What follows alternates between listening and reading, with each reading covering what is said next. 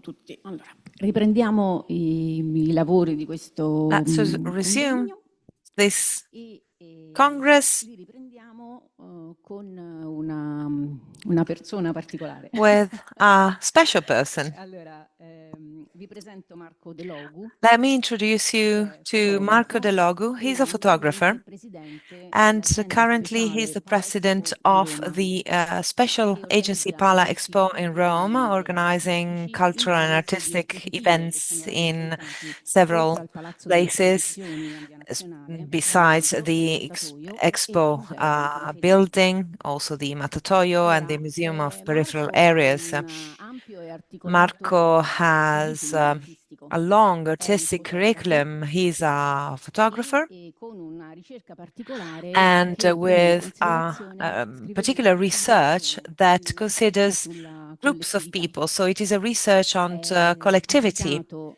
He oltre 20 published libri monografici over e ha 20 esposto sia in monographic Italia books, che all'estero and con he mostre exposed in nazionali. Italy and abroad. Devo dire, He sono has tante le cose che exhibited in potrei Italy and dire. abroad. Ha diretto anche l'Istituto Italiano di He Cultura di also Londra directed e dal the 2022 è Italian appunto Institute of presidente Culture in dell'azienda London, and speciale since June Palexpo. he is the president of the Quindi Azienda vi voglio Speciale solo Pala dire due Expo parole in per Rome. presentarlo, cioè Just a couple questo of è Marco words to Delogu introduce him. e He's la nostra Marco invece Delogu, conoscenza personale and our risale a personal non molto tempo fa, knowledge quando in dates compagnia back di alcuni to esponenti del just some time laboratorio ago Arte e when, Linguaggi, together mi sono with recata proprio al Palazzo delle some Esposizioni people from per the Arte e proporvi Linguaggi, I went l'idea to di una the mostra exhibition che palace potesse, anche to se magari propose the solo idea of an parzialmente, exhibition rendere that could visibile la dimensione even artistica dello partially psichiatra make Massimo visible Fagioli. the psychiatric dimension Quindi of the lo psychiatrist ringrazio Massimo sinceramente Fagioli. per la So disponibilità I e per truly thank l'interessamento him for the e spero che availability questo and for the progetto si potrà interest that he realizzare al has più shown. And presto, I really speriamo hope nel that we prossimo will be able futuro. to go on with this project. I Nel hope prossimo futuro. next Quindi siete tutti fall. invitati alla Yes, mostra for al Palazzo delle sure, next Esposizioni il prossimo autunno. fall. So you're all invited to this Quindi exhibition. oggi è un ospite fondamentale So per he is noi, an ma è un ospite very fondamentale important soprattutto host for us today, guest perché for ci us porta delle today, riflessioni especially personali because su he dei temi che gives sono some stati molto a personal cuore a Massimo Fagioli. experiences and Forse ideas chi non on lo sa, topics that Massimo ma Fagioli il really tema cared about. della I don't know identità if he knows e it, della but the libertà è una topic tematica of su cui identity Massimo ha and the fatto topic tanta of ricerca. freedom In were particolare really poi an sul fatto interesting che one for la Massimo libertà, Fagioli, per especially essere, for the fact that visto che siamo in freedom, tema creativa, in order to be deve assolutamente creative, poggiarsi must su una identità rest sana, on perché la a libertà healthy identity, senza because un'identità umana freedom sana rischia without di a essere healthy confusione, human se non identity addirittura risks to be confusion distruzione. or even Quindi destruction. lascio la parola So a Marco let me Delogu give the floor to Marco e lo Delogu, ringrazio. and I thank him.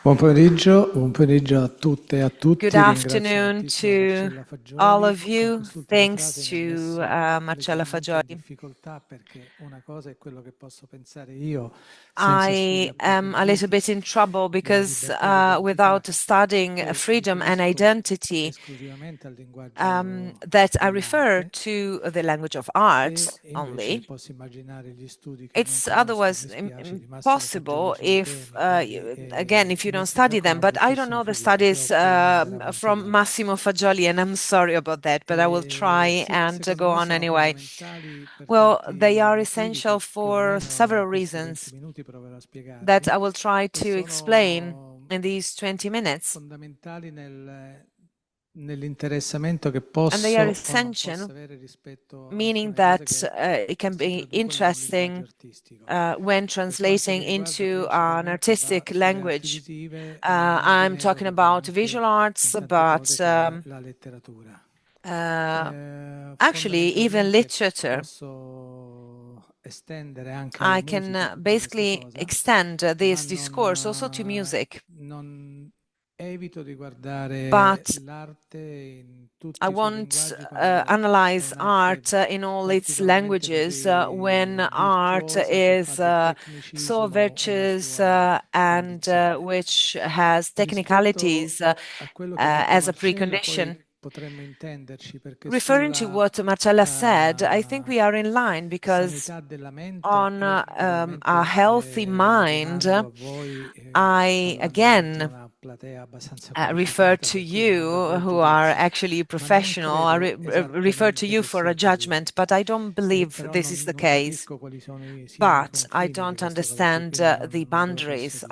of this, so I'm So not able to benissimo tell you. che se io I che do pensavo di know that avere da ragazzino delle capacità in even altre if cose, come when I tutti i was bambini younger, pensavo di I diventare thought I uno was sportivo going to professionista be a e poi professional diciamo mi hanno fatto sportsman, capire che and then avevo fatto la I fame. understood that I wouldn't have had Forse a pensavo di career in this diventare sense. So altre maybe cose, poi I se thought I would be something intorno ai else, 22-23 something anni different. But e when I was deciso di 22, fare il fotografo per 23, tutta I la mia decided vita, to be a probabilmente è photographer, anche per un and aspetto probably this mentale in happened cui non c'è for stata my un'ottimale sanità, mentality. ma c'è And I stata was anche not really healthy in this un sense. There dolore was anche abbastanza suffering, forte che a sicuramente deep con dei pezzi, con le suffering fotografie, that, eh, thanks to in qualche modo è photography passato, è and stato photographs, analizzato. could be analyzed. Quindi credo che logicamente un po' nei miei ruoli, So I sia quello a believe Londra that all'Istituto in di my Cultura che roles, like in quello London at the al Palazzo di Esposizioni, ma Cultural Institute, precedentemente soltanto uh, come amatore, but just come ospite, as una a persona che fa piacere non-professional vedere l'arte. photographer, Mi ricordo che per fortuna or as a i person genitori mi portavano appreciating sin da art, piccolo a I vedere remember when I was mura, younger forse più that europee o my Clea o delle Nazioni parents d'arte would moderna, take me e to quindi an in qualche exhibition modo, by anche se non Moore at capivo the Modern niente, Art Gallery.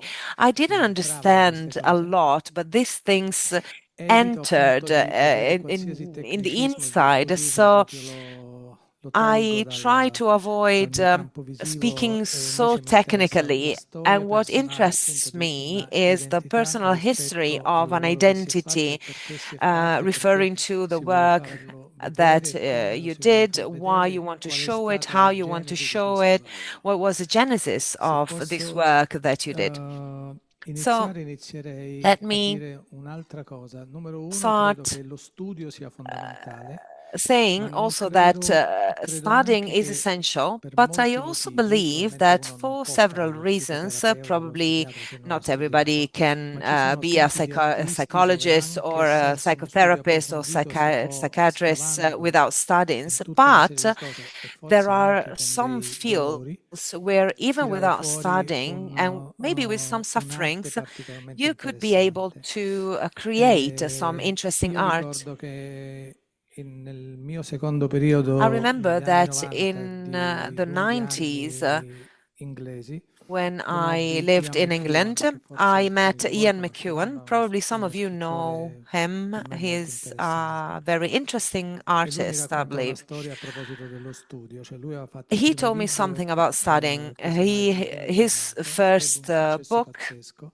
Per was quanto very classisti gli inglesi, addirittura il critico successful, The Cement Garden. del Times disse: non Even the capisco Times come il figlio di wrote, un militare I possa don't understand scrivere in how inglese così a military fantastico. son could Però lui lo write in trovò. such a wonderful Poi gli mandò il English. suo secondo libro in Then he anteprima, in sent bozza, the per second book as avere a draft un'opinione, to e lo stesso this critico aveva journalist, stralodato, and disse: he questo was libro really non happy vale about this niente, gli book. rispose via lettera, è una Um, vera schifezza ed è un mix Sorry, he tra was not James happy e about this book. Fitzgerald. He said this book is worth McEwan, che nothing. pensava di ricevere un And abbraccio, diciamo, McEwan thought he metaforico, was going to disse: ma receive a come? Io metaphorical hug. He conosco said, né well, McEwan why? né Fitzgerald. Beh, He's allora mentioning inizia McEwan a and studiarli così tu Fitzgerald. And eviterai so di perdere the tempo, journalist said, eviterai well, di far start perdere tempo studying anche a me. them Per so you cui won't da questo punto di waste vista credo time che le and I basi won't siano waste time. fondamentali, So però la I think libertà the significa basics anche is che essential, but se uno freedom sente also una cosa che means proprio non la that va if you fuori, hear something, if you feel anche il something and you want giudizio è to un'altra cosa,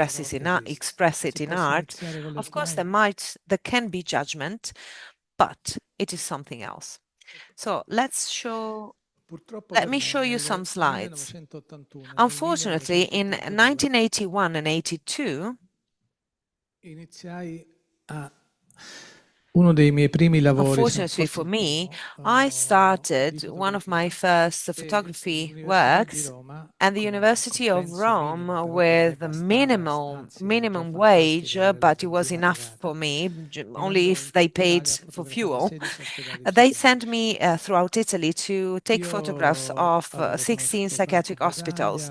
I had Basaglia, met Franco tutta una serie Basaglia di and lotte sia per a la lot legge of 180 fights che per for many le leggi laws in sanitarie Italy for nazionali the National che Health erano Service passate, diciamo, nella galassia di persone con that cui had lavorava mio padre, che si occupava appunto that di were public health, fought cioè sanità by pubblica. people that worked E um, quindi ero un with my po' più father, who toccato da worked in queste cose. the Purtroppo health sector. accettai questo lavoro, vi dico Anyhow, I purtroppo perché accepted non this credo che un job, ragazzo a 21 unfortunately, anni because I don't think that when you're possa 21, vedere you 16 ospedali psichiatrici can senza una struttura che non visit credo che neppure un 16 ragazzo di 21 anni possa avere, hospitals e of this quindi rimasi kind abbastanza without being traumatizzato. structured. So In più non ho I nessuna was actually difficoltà di dire tra il traumatized. nord e And il sud I must Italia le tell you that between condizioni north erano and south abbastanza of diverse. Italy, the conditions were Vi posso really, dire really che different. nell'ospedale I can tell Girifalco di you Cose that Terme, in the hospital of Girifalco, there dove were terrible tutto il conditions paese girava per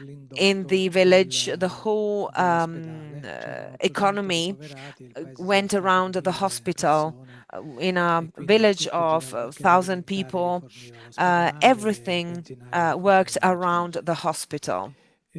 Questi disegni che vedete sono So stati fatti these da un drawings bravissimo, that you secondo me molto see were interessante made pittore by italiano che an Italian dipingeva painter bruciando il who tacco delle scarpe painted e lo burning the dipingeva sui heel muri of shoes, dell'ospedale and dove era he would ricoverato, che era paint on l'ospedale di the Reggio Emilia, walls of the uno dei hospital tanti where he ospedali che was in dopo, Reggio modelli Emilia, one of the subito many dopo il pilot 13 maggio del hospitals, 1971. right after the Ligabue, 13th nella of sua, May diciamo così, non 1978. linearità psichica, Ligabue, he was tra not le varie cose, ma in realtà linear forse una delle poche psychologically persone a speaking, cui lo but he's perdonerò, also era one of the diventato few people fascista that e nazista, o can, forse entrambi, non lo so. of which we can Per cui accept this. dipingeva, He was a Nazi, era, Nazi credo ci and a siano ancora, non fascist, credo and he would assolutamente, paint tutti questi aerei che si all alzavano these per andare all'Elettronucleo. airplanes that Scriveva were l'aereo about di to Benito Mussolini fly. si He alza, would oppure write l'aereo di Hitler si the schianta. airplane Vabbè, by insomma, Mussolini or the airplane by questo tra Hitler l'altro is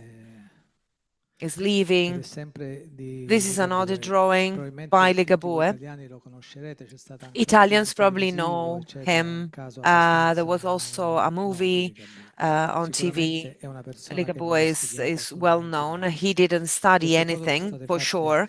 These pictures nell'estate were del taken in 1981. the summer 1981.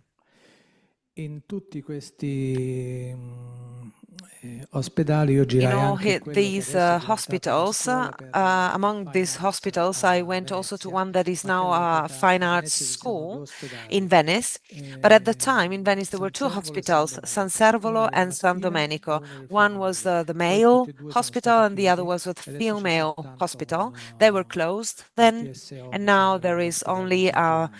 probably a mental Ecco, questo department era un in one of cortile the two interno, è una hospitals. delle poche This foto was un one po' of the forti che ho internal fatto, pur courtyards. sempre It's mantenendo one una of the certa few distanza. Potete strong immaginare che vederlo tanto photos that I così non deve took. essere You could stata una vera imagine how passeggiata. difficult it could have been for me Da lì to in see these poi ho iniziato a situations. fotografare From then, appunto I started o to take la photos vita di of persone o qualche communities amico. of people or friends. Precedentemente, dopo un periodo Before this difficile, and after a iniziai a difficult period lavorare for alla me, morte di I Marco started Lombardo working Radice, che era, to diciamo, the death of il Marco medico che Lombardo fece Radice, who di was a vicino doctor who made l'ospedale di neuropsichiatria infantile, e a assistere neuropsychiatry.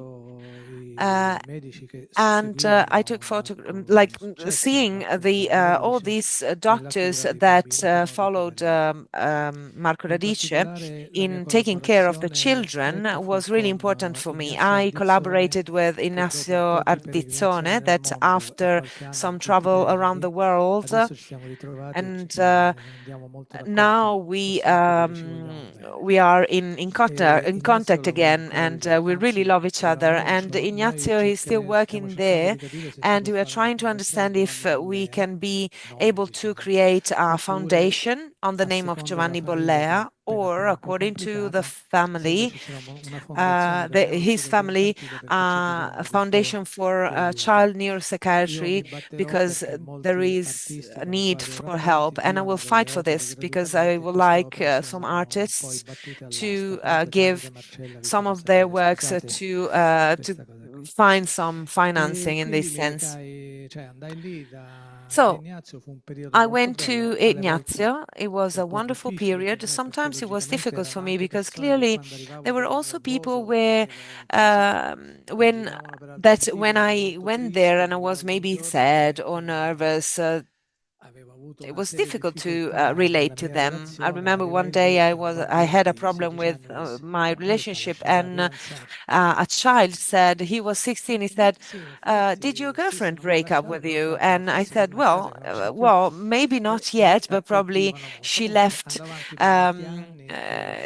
already. So I mean, it was really impressive, this sensitivity that I had.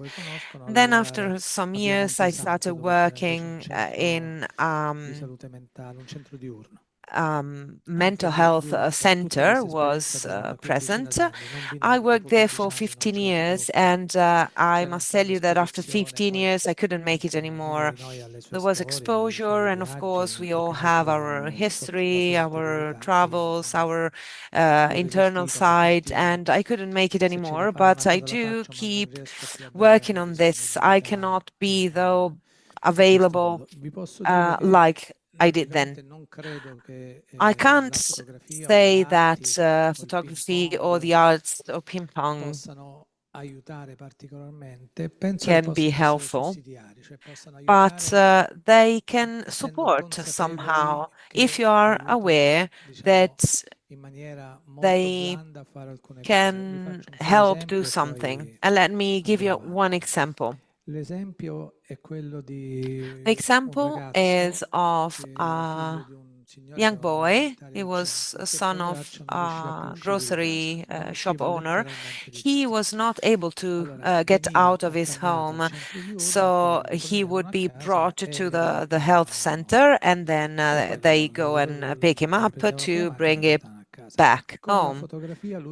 With photography, he lived near Via Pineta Sacchetti, so slowly by slowly, little by little, he was able to walk through this park, taking photographs, because he had this thing in his hands. And we told him that we would have liked to organize an exhibition with his photos of the park.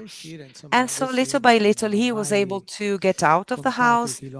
I never counted the kilometers that he walked, but he did walk some kilometers every day. Take into account that it was a period when we had no mobile phones, so maybe 3 kilometers he would be half an hour from home. And so he would walk for about half an hour. He became autonomous. One day I visited him because his father called me telling me that he even reached the grocery shop, and so I received a lot of food from his father because he was so happy.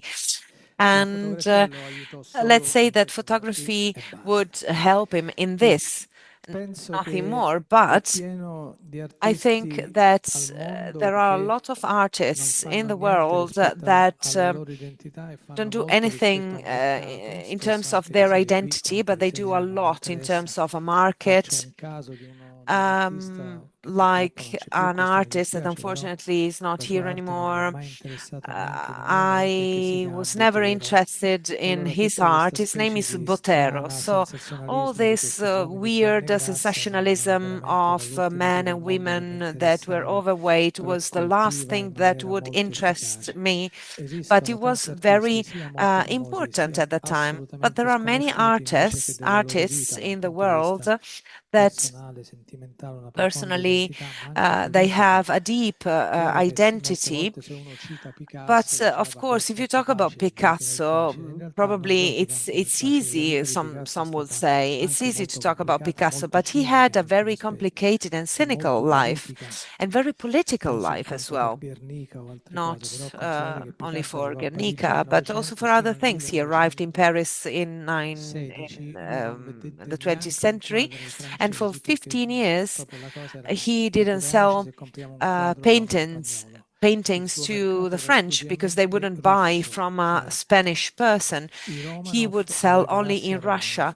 So the Romanovs and the whole surrounding that luckily when they were sent away from the Soviets, he also lost this contact. But there are many identities that made of the art of the 20th century.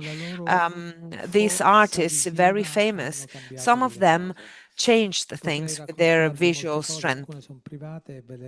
I could tell you of many things, but some of them are private, so I will not mention them.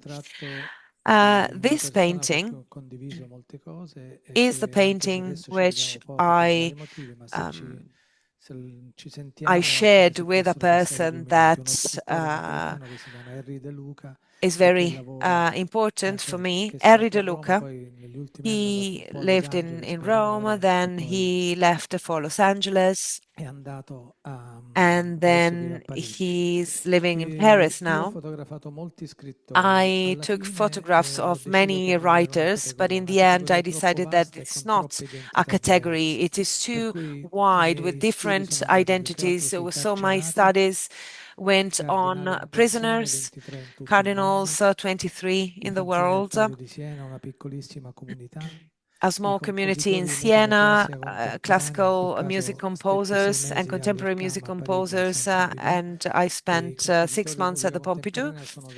And contemporary composers are really a small community. Then, of course, there are others, but the deep studies of contemporary music are part of a very small community that is not successful. And then I worked with farmers that worked and that we as left party followers, I always labeled them as fascists, but basically they had worked so hard, and so I shouldn't have never judged them. And they even fought during wars, and especially Second World War, and they were very interesting because these fighters are all disappeared right now. There is only one living now. He's 101 years old now, so he's a little bit in trouble now, but they have to be admired. I was born in Rome from a family from Sardinia. My grandparents were from Sardinia. In the 60s, schools started from the 1st of October, and my parents could not bear us, and so we would be sent to our grandparents. And there, my sister and I had some problems, because when we were here, especially in the first months, we were called Sardinians, and when we were there, we were called Romans, and so it was difficult for us. But the more I get old, the more I feel that I have that root in me. And this is a work that I did on Sardinians migrants coming from shepherds In Sardinia, there are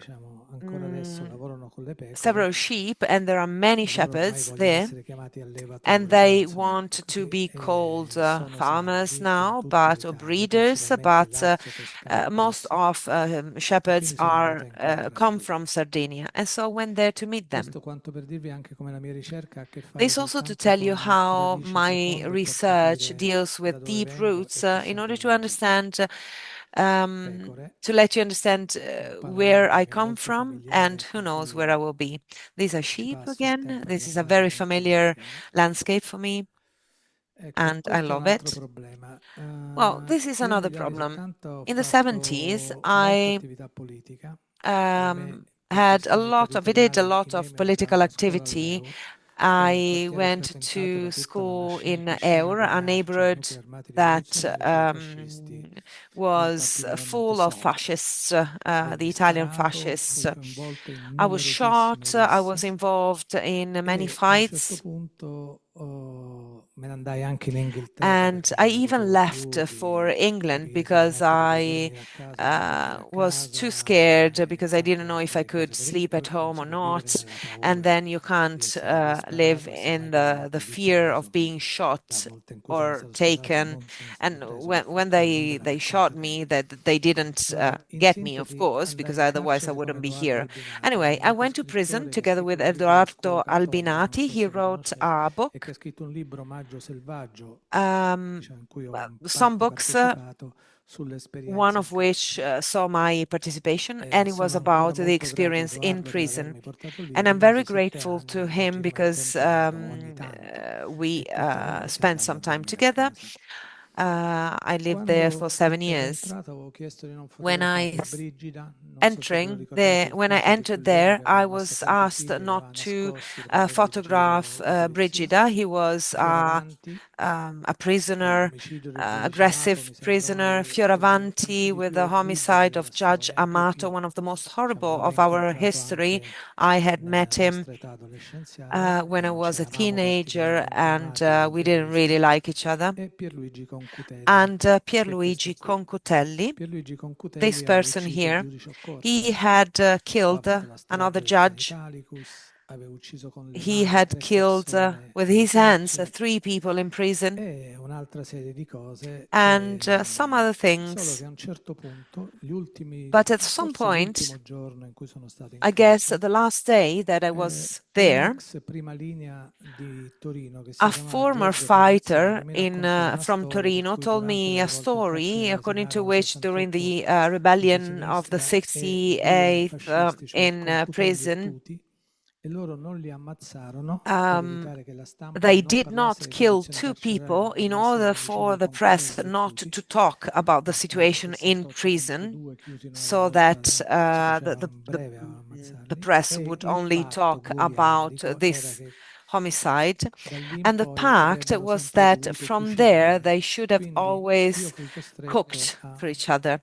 So I was forced to eat some awful food with this Concutelli, and he told me some things. And during the last day, during our rebellion, I was closed in a room with him for half an hour. I didn't like that.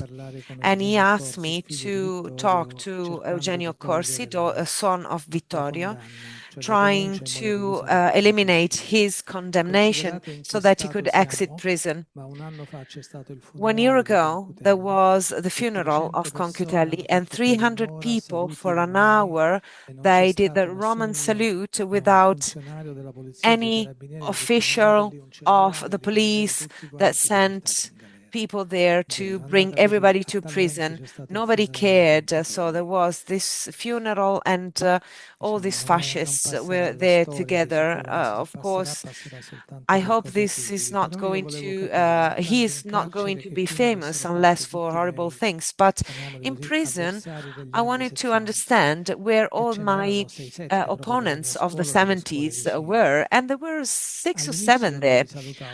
I didn't greet them at first, and then they came to me. And they didn't ask me anything about my life. They didn't tell me how they were. They didn't tell me anything. Of course, they had killed a lot of people. And the only thing they asked me was, how are the beautiful girls of our school? This is another personal problem. So I wanted to understand things about my generation, but this was another problem. My parents were Catholics. They got married and celebrating was this cardinal, and then they became communists, abandoning the Catholic Church. Of this person, an uncle that married them, I never heard of anymore. And after finding him, I decided I wanted to take photos and portraits of these retired cardinals. And I heard wonderful stories of the birth of the First World War, of the father of Augustin Meyer. This cardinal here was 101 years old. He was out of his mind. He wanted to know who was the Pope after Wojtyla, that, as you know, was died in 2005, but he didn't remember, he didn't realize which year we were in. This one was my uncle. In fact, he's the only one who receives me dressed in his pajamas. This is Paolo Dezza, metaphysics professor of Wojtyla, with whom I spent one of the most wonderful days in my life. He was living with the Jesuits in front of Santo Spirito Hospital. There are 12 rooms. He knew he was about to die. And he invited me to his funeral. He said, what are you doing next week? And I said, I don't know, I'm going to work. And he said, come to my funeral. And actually, I received a message from his assistant because he had died. And so I went to this funeral. There was Wojtyła. He was also very old at that time. He told me about the expedition of Umberto Nobile by the Jesuits. He had all the original photos of the North Pole expedition. He was also an influential figure in Rome. And then Ratzinger allowed me to take a portrait of him. I spent half an hour with him. He was interesting, even if we had very different views. I took a portrait of him to understand about the end of communism. I met Gorbachev, and this is his portrait. And at some point, I couldn't make it anymore to go to the mental health center, and I couldn't make it anymore to take pictures. And so for many years, I went to live in the country with a camera that I would use alone without assistance, and I just took very dry and simple photos to the countryside. I didn't specify that much, but first of all, I would like to invite you all the exhibitions that we have in our palace. So we also have guided tours. Then, of course, there will be also the exhibition on Massimo Fagioli in the future or shortly. But if possible, I invite you to think about it, because very often I meet interesting people and then I see some gaps which I wonder why they have. And some other people have wonderful pieces of art in their homes, and so I don't understand. But since I think you are a very intelligent audience, an intelligent audience, and I would like to hear from you what is freedom, identity, and expressive art.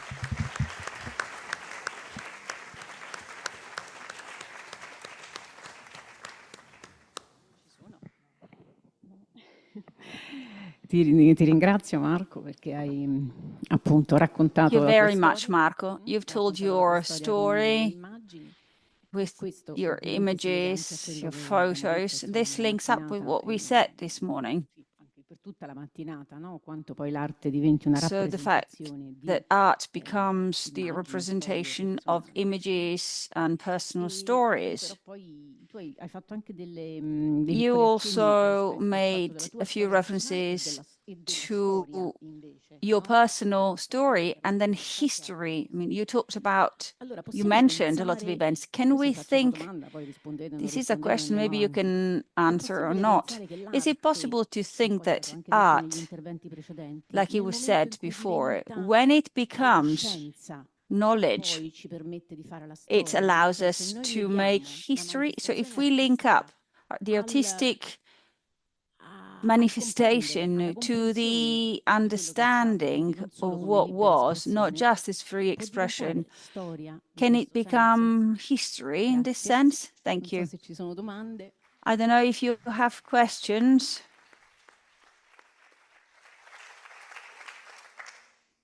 Se non ci sono domande, If there are chiamerei i no prossimi questions, I would relatori, like il prossimo panel. to then convene to ask for the participants in the next panel to come here to the stage.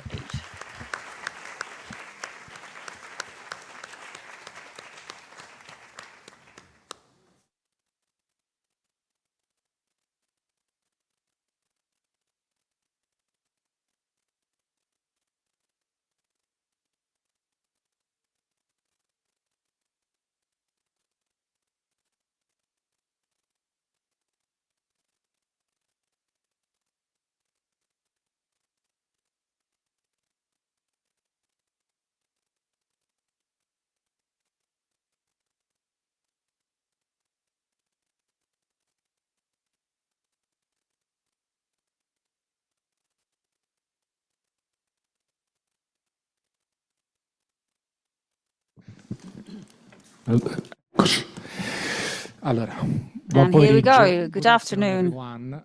Thanks to be here. And I'm Luca Giorgini, and I'm honored to moderate this panel that appears very interesting with distinguished personalities from various fields, such as medicine, psychotherapy, anthropology, and art, opera, linguistic, philosophy, literature.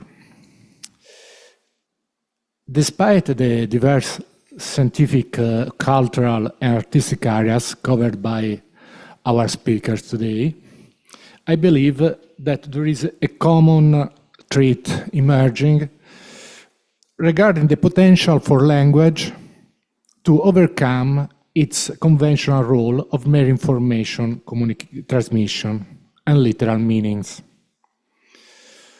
The search for words that contain a profound sense, maybe I can say an image, and that tries to reach up to creativity and transformation of the existing.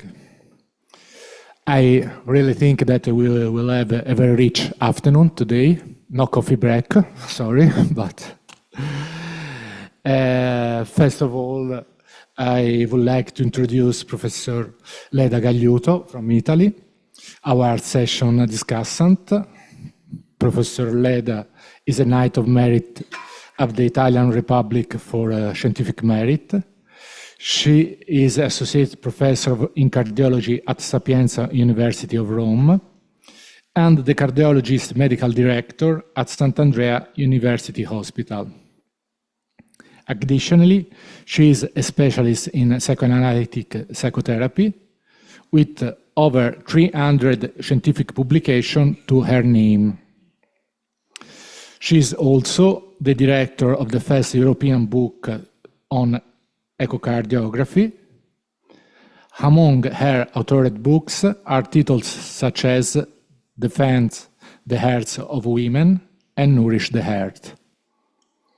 Leda will assist us with the discussion and the debate. We have 30 minutes after the presentation, maybe. So, to ensure that we remain on schedule, I kindly remind the presenters that they have 15 minutes each. Okay. Our first speaker is Professor Maria Ammon from Germany.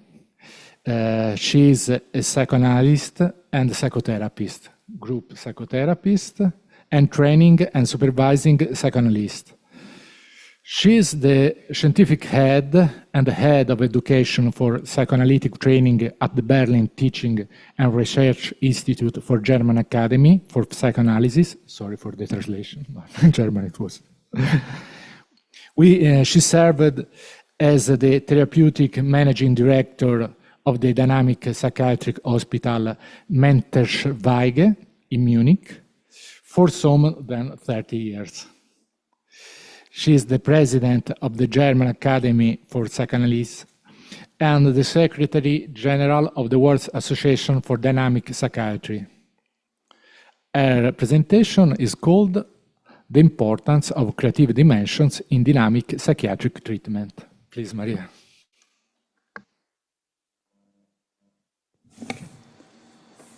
Okay. Thank you very much for your kind introduction. It's a great pleasure and honor for me to be here and to be invited by the Massimo Fagioli Foundation and from the World Federation of Psychotherapy. And I'm very happy that I learned to know Daniele Polese and, of course, Professor Cesar Alfonso. So when I listened this morning to all the papers from the Massimo Fagioli Foundation, I was very impressed because I thought, well, we have so much in common from the dynamic psychiatry and your foundation, especially in creativity, because you have the approach that it is really possible for every person to be creative. It's not just meant to be an artist and to bring some artistic work. So I'm very happy to be here. So first of all, I would like to begin with a quotation from Günther Ammon. He says, "Creativity always means thinking, doing, and creating something completely new, as well as releasing from the reservoirs of the unconscious self as possibilities that were previously entirely unknown." Ammon, 1981. Günther Ammon parted with Freud's sublimation theory and developed his own creativity theory. He freed the understanding of the creative possibilities of human beings from the instinct theory and ascribed it to the identity of each person. The slides are going on, or have I to press?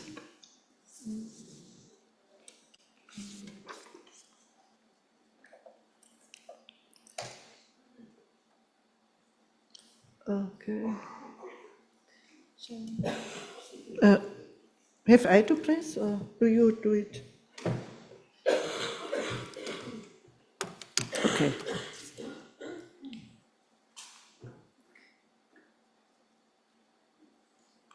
I'm sorry.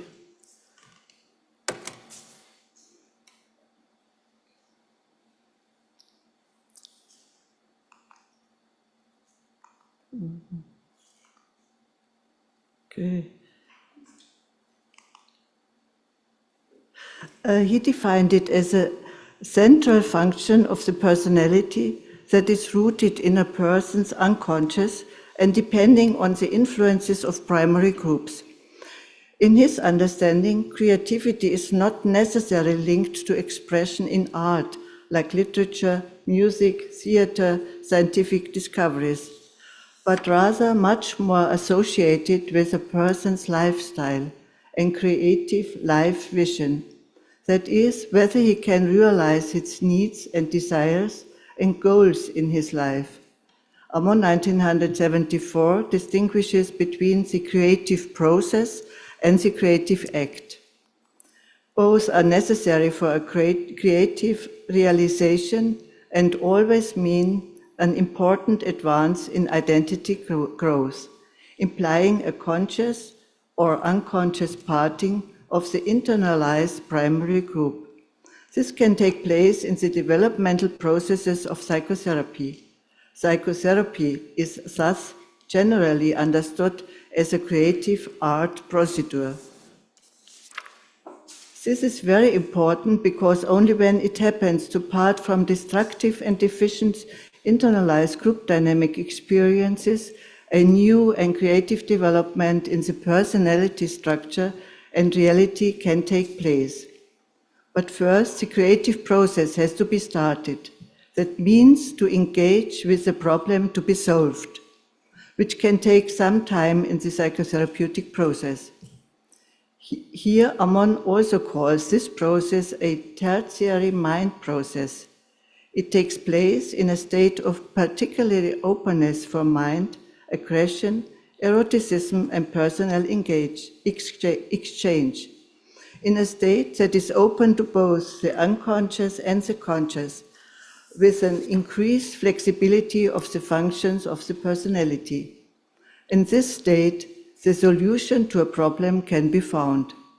For creative processes, the surrounding group is always important, protecting a person and offering him outer boundaries which are often difficult to cope with. The tertiary mind process can include both primary and secondary thinking processes. You know, the primary is more the pictorial and symbolic thinking. The secondary mind or thinking is more the intellectual or reality combined thinking. And this tertiary is between the conscious and the unconscious. Yet it always constitutes a distinct process. It is characterized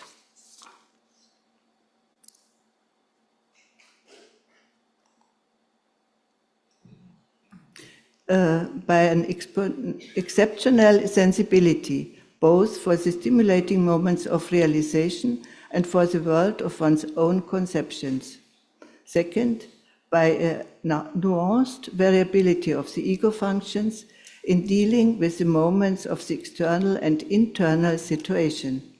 Third, by an increased flexibility to the ego functions.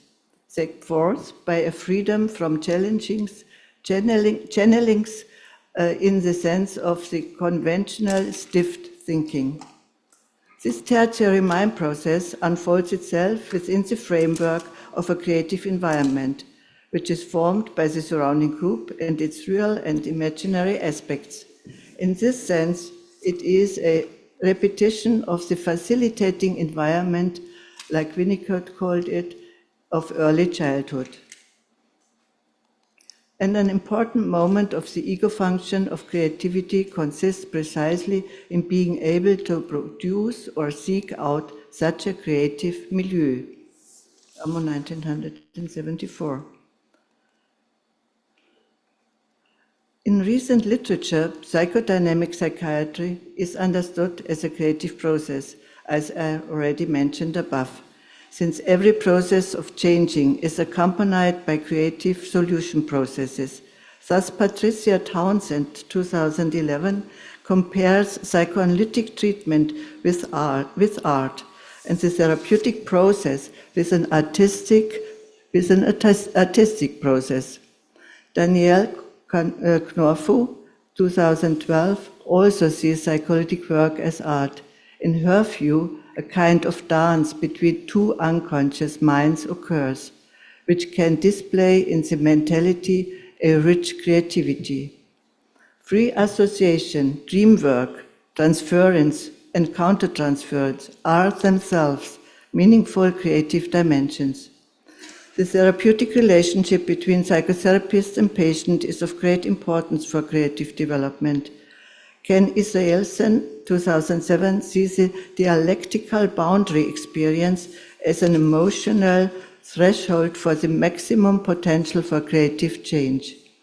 However, this depends on the competency of the therapist, whether he can cope with the accompanying feelings of fear, danger, passion, and excitement, for only then can the creative dialectical space for development emerge.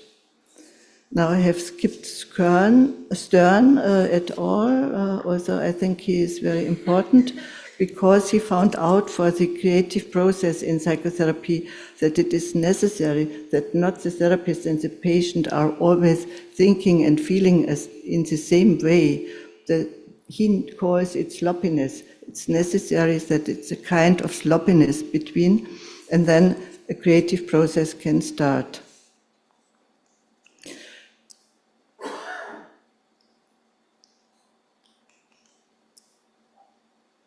Now I will come shortly to the creativity of dreaming.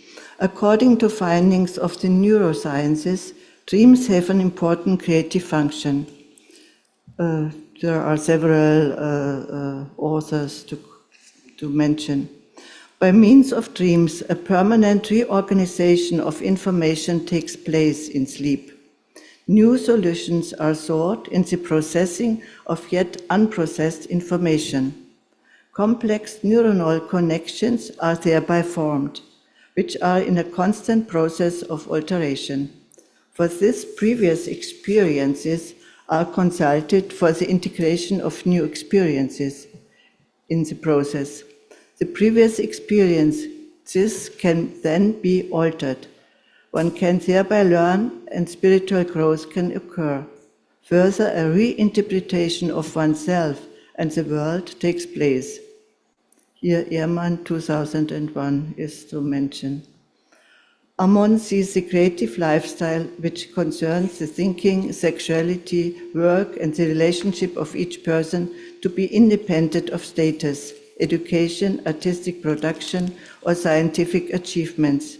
In this sense, every identity development of a person in the therapeutic process can be understood, as I already mentioned, as a creative process, connected to the creative act, in the sense of a gain in structure and identity, that the experienced movement can be integrated in the identity then.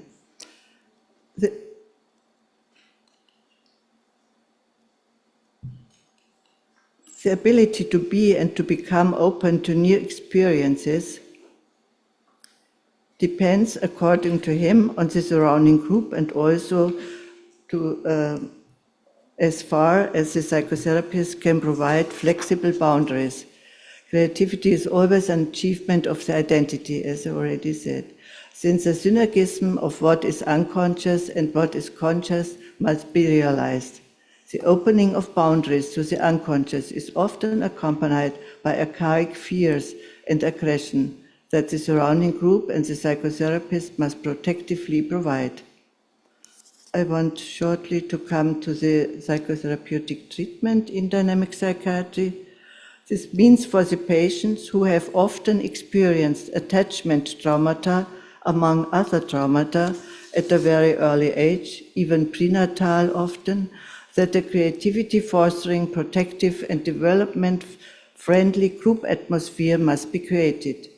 The surrounding group should make possible understanding, assistance, seriousness, reassurance, support, kindness, and confrontation. In this sense, group psychotherapy can provide a reparative and developmental friendly contact exchange field for early traumatized patients, who mostly lack the capacity for mentalization and symbolization, and who to a great extent were not nurtured in the development of their personality, and consequently manifest development and contact deficits.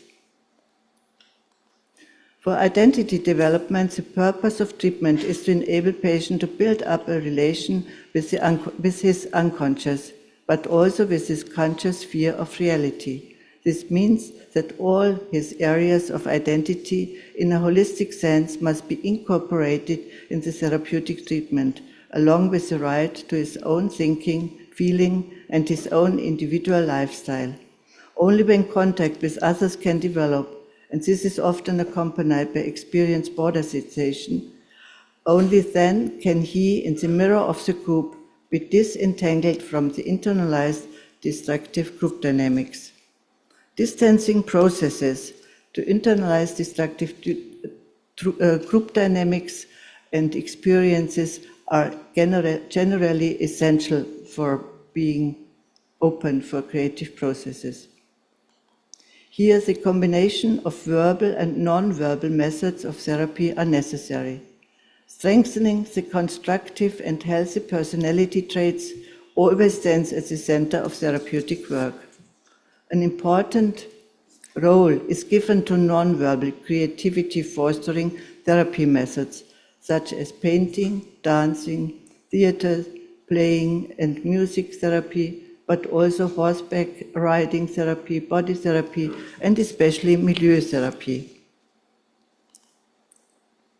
From the expressions in art therapy or in dancing or by dreams and of course by theater plays as well, our representation and in the representations in the milieu therapy by projects, then we can assess the state of personality development and understand it within the creative process. In order for an integration, for a creative act with identity, development and gain in structure to occur, the therapist sometimes has to assume auxiliary ego function of integration for the patient and make himself available as a person of identification in the sense of mirroring.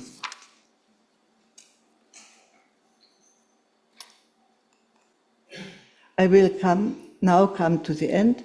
The integration of non-verbal and verbal methods of therapy in the therapeutic process allows the patient to gain renewed access to his creative possibilities, with the ability to feel and sense and think creatively once again, but also to be able to act creatively again. An integration of both of these areas makes healing possible and alive in one's own identity and with own distinctive creative lifestyle. So thank you very much for your attention. I hope I was in time.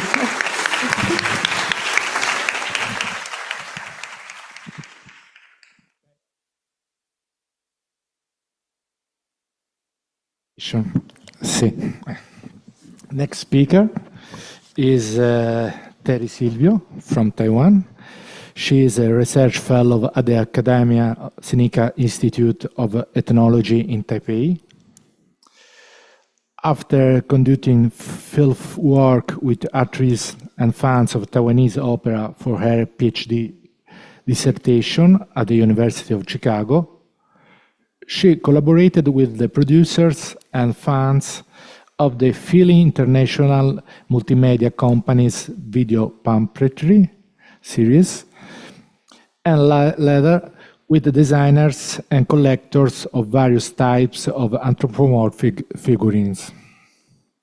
Her book, Puppets, Gods and Brains, Theorizing the Age of Animation from Taiwan, is based on these projects. Her current research project looks at the expansion of the art toy and local comics scenes throughout East and Southeast Asia. Teri will tell us about Winnicott and Anthropology, culture as a transitional space. Please, Teri. Thank you. Can I have my PowerPoint? And I think I need the thingy.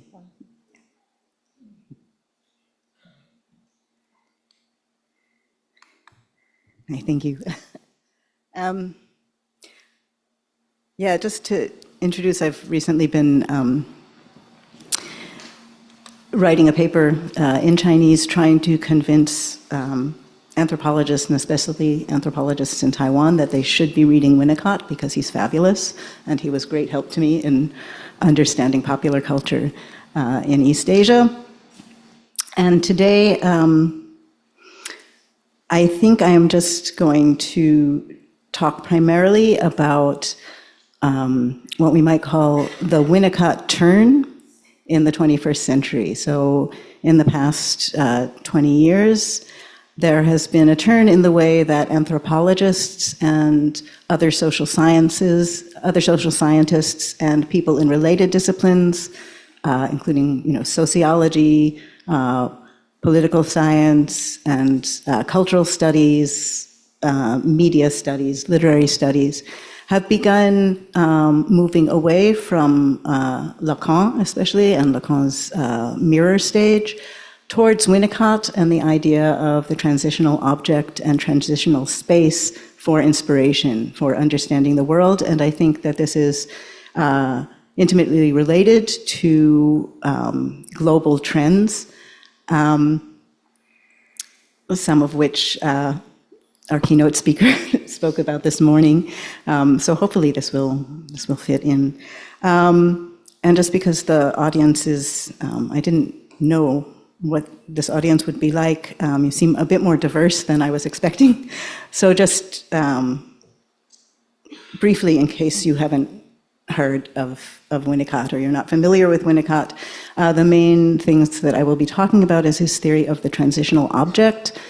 Transitional objects, the sort of classic model is the blanket or the teddy bear that an infant can turn to and hold and play with for comfort as they do reality testing and kind of start to separate what is subjective, what they control, and the outside world that will resist them.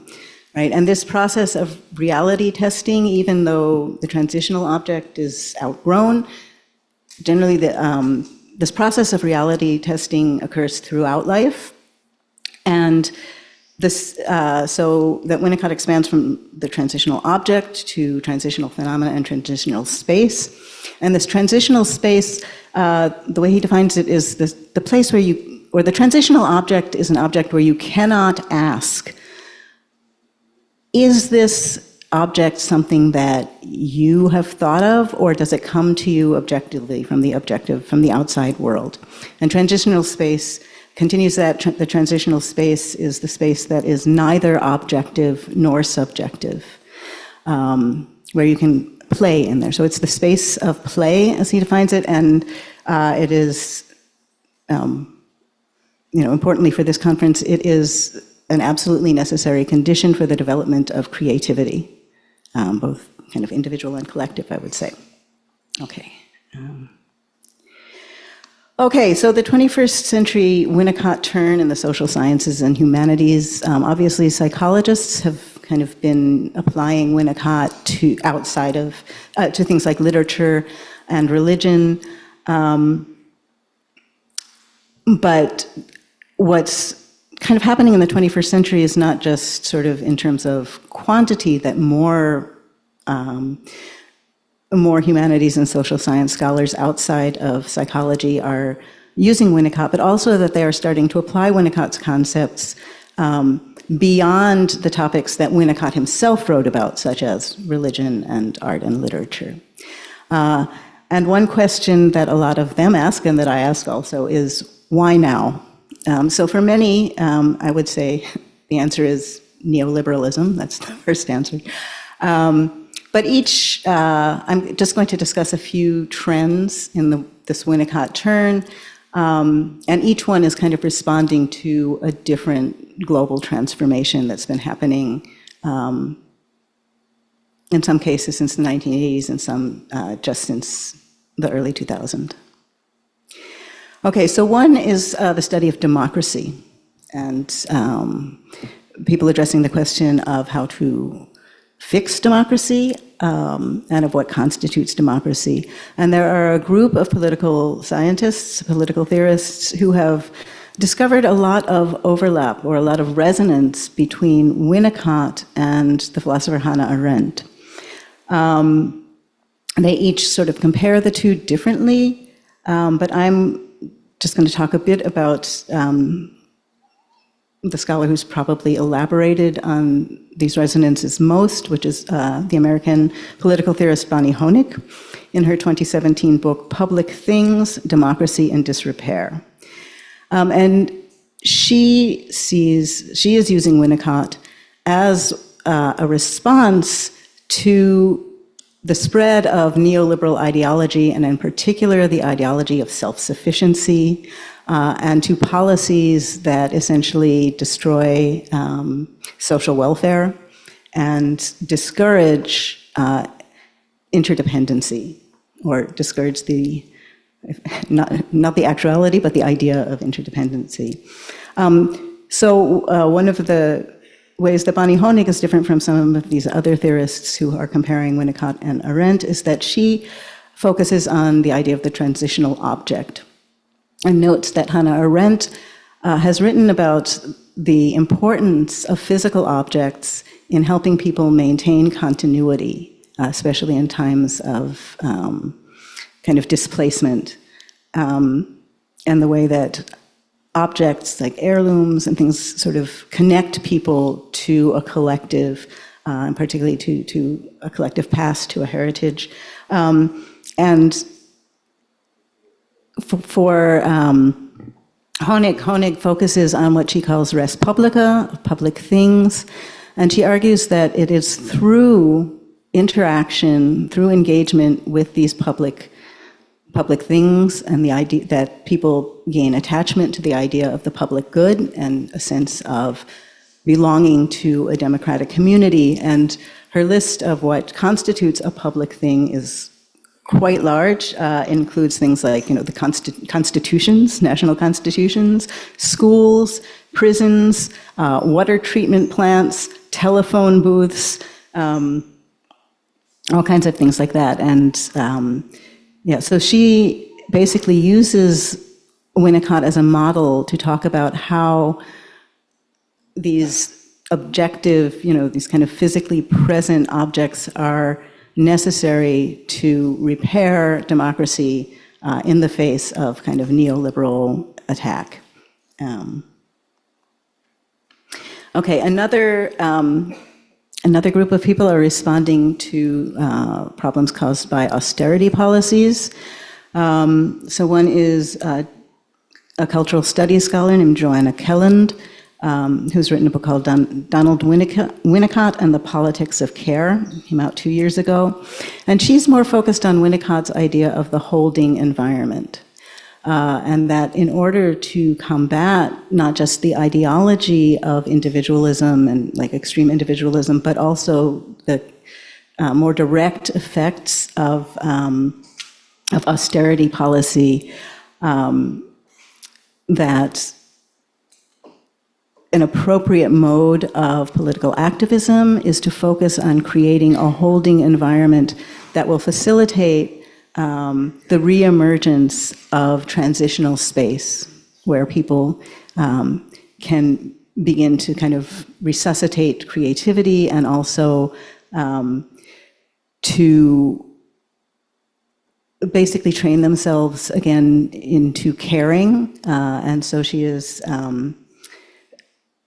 basically using Winnicott to argue in favor of mutual aid as an activist strategy. Another trend that people have used Winnicott to address and talk about is the increasing flow of people across borders and the increasing bureaucratization and making difficult of crossing those borders.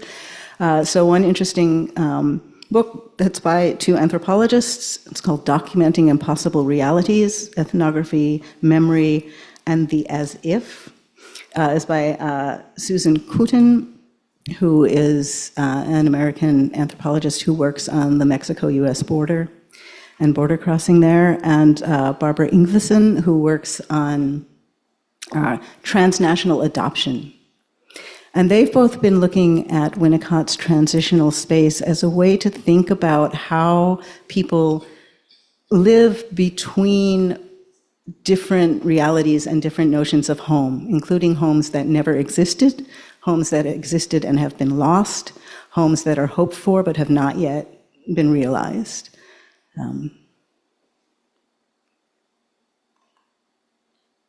Okay, and then now to turn to my own field, which is fandom. Fandom is also another global trend, you might say, that has expanded a lot.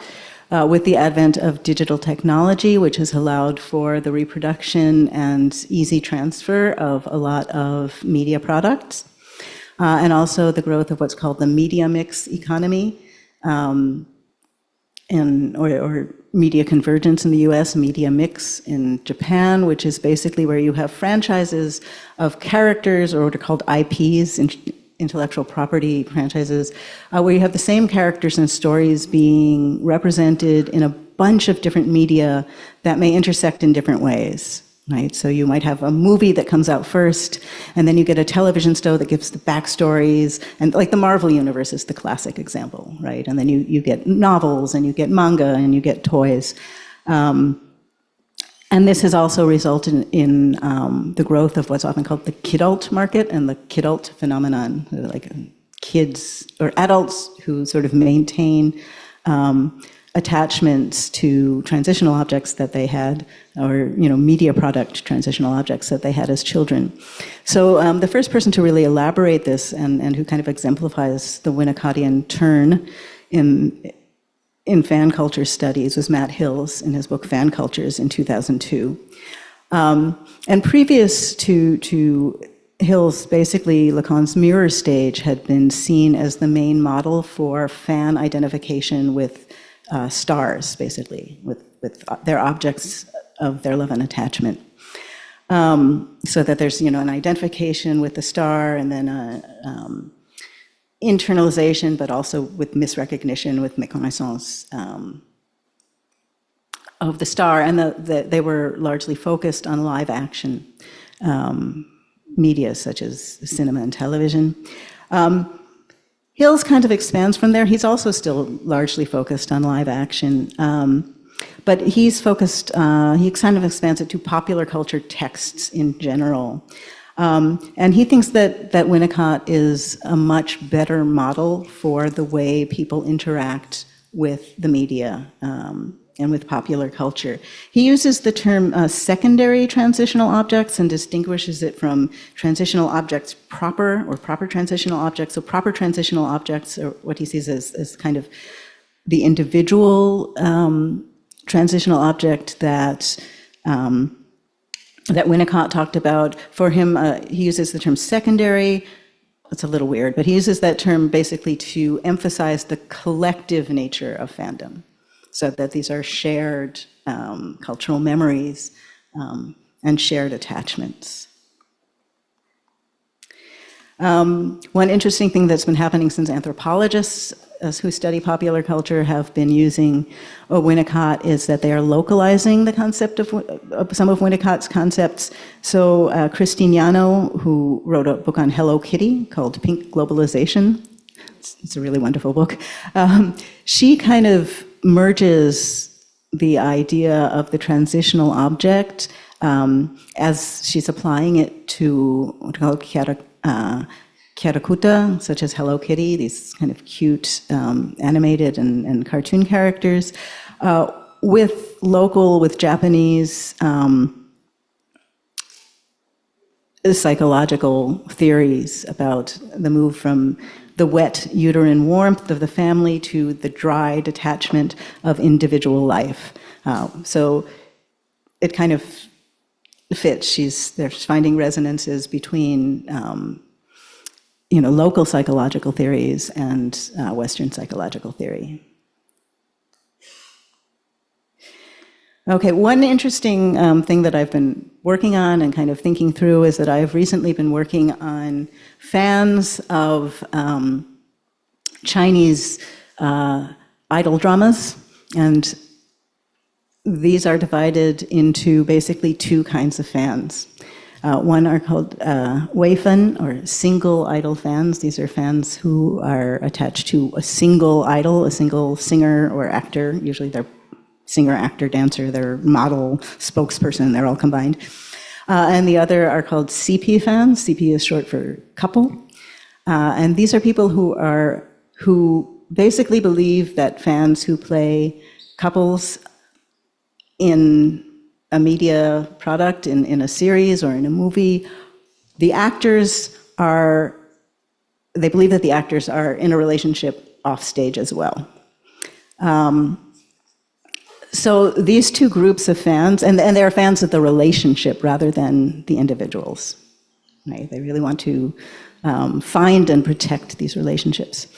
So basically, these two groups of fans have these very negative stereotypes about each other, which kind of map onto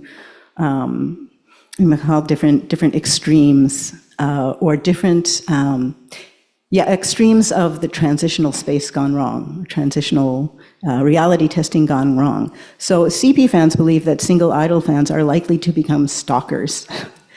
Thank you. Okay. Basically, because they're involved in these parasocial relationships and their reality testing fails, right? So they kind of fantasize themselves in relationships with these idols, and they've kind of failed in the part of reality testing that comes of recognizing the objectivity and the autonomous existence of the outside world. For the infant, it's recognizing the autonomous existence of the mother. In this case, it's the failure to recognize that the way you imagine the star is that there's a reality that they're living that's different from what you're imagining. Meanwhile, the single idol fans, their stereotypes of the couple fans, the CP fans, is that they're crazy conspiracy theorists because they're constantly, they basically engage in a lot of apophenia. They're constantly interpreting very random things as messages to them personally.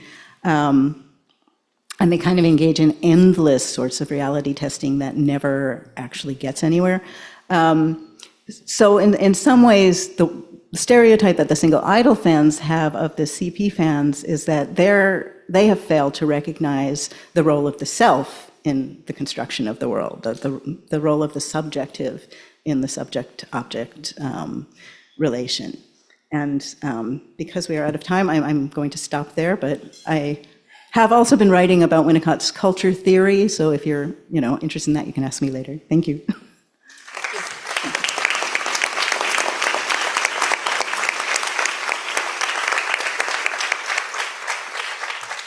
Thank you so much, Teri, for this beautiful immersion in the sea of the anthropology. And I want to present the next speaker is Eleonora Farina from Italy, Germany. I don't know, where are you from? Okay. And she is a linguistic and a language teacher. For her master's thesis, she researched the affective factors of language acquisition by investigating phenomenon of multilingual couples and how one learns a language when falling in love with a native speaker. Wow. She is currently based in Erfurt, Germany, and works as an assistant teacher for Italian in the secondary school. Her research interests are first and second language acquisition, non-verbal language and forms of communication, and the affective and relational nature of verbal language. Eleonora will speak about creativity in a finite language, dare un nome alle cose. Please. Funziona? Okay. I am going to speak in English to facilitate it for our dear special guests here today. It's going to be a little bit difficult for me, so I'm going to read my speech. And what makes it more overwhelming and difficult is that being here in this university recalls my experience of coming here to study for my master's degree exams. And especially what a specific experience that I'm remembering is one exam that took all of my energy at the time, which was requiring me to study the Vedic Sanskrit language. Something I struggle with because I always found it extremely difficult to approach languages I couldn't speak with anybody. Still, I ended up passing the exam with a very good grade, but there's not a single Sanskrit word I kept in my memory. There is no Sanskrit voice resonating in my mind and recalling what I once might have understood. The same cannot be said of the modern languages I have had the opportunity to speak in the past year while living abroad in Germany. German, English, and Spanish words have been playing in my mind like a symphony. Some of them now voiced by my own voice, but some of them still echoing the voices of the people who spoke them to me for the first time. This experience and the people involved in it have been the main inspiration for this research, which I hope to be able to further and better develop in the future. Throughout the past year, I've often wondered, when do the foreign words stop being connected to the other person and become my own words? How does this creative transformation happen? What does it imply on a deeper, non-verbal level? It has proved difficult to find answers in the acquisitional linguistics research, since it generally tends to consider linguistic creativity merely on a formal level, in relation to the ability to use or break the rules of a language in order to realize a potentially infinite amount of utterances. What interested me the most was, in fact, the latent creative dimension, this potentially infinite human requirement to understand and express oneself in relation to others, which gives life to verbal language. The most valuable research for approaching this topic has proved to be Massimo Fagioli's human birth theory, which provides a theorization of verbal language development that might be considered groundbreaking for the linguistic research. In fact, by stating that the distinctive and primary thought of the human being is the thought through images, meaning creative internal representations of affects and sensations derived from the relationships experienced since birth, Fagioli claims that a creative transformation is necessary to develop verbal thought and language. The creativity is for Fagioli intrinsic to the dynamic that he theorizes as the disappearance fantasy, emerging at birth as a reaction towards the materially hostile, non-human environment and resulting in the creation of the first internal image of the existence of oneself in relationship with another human being. During the first years of life, the disappearance fantasy then turns towards the experienced relationships, creating from them internal images that enrich the child's identity.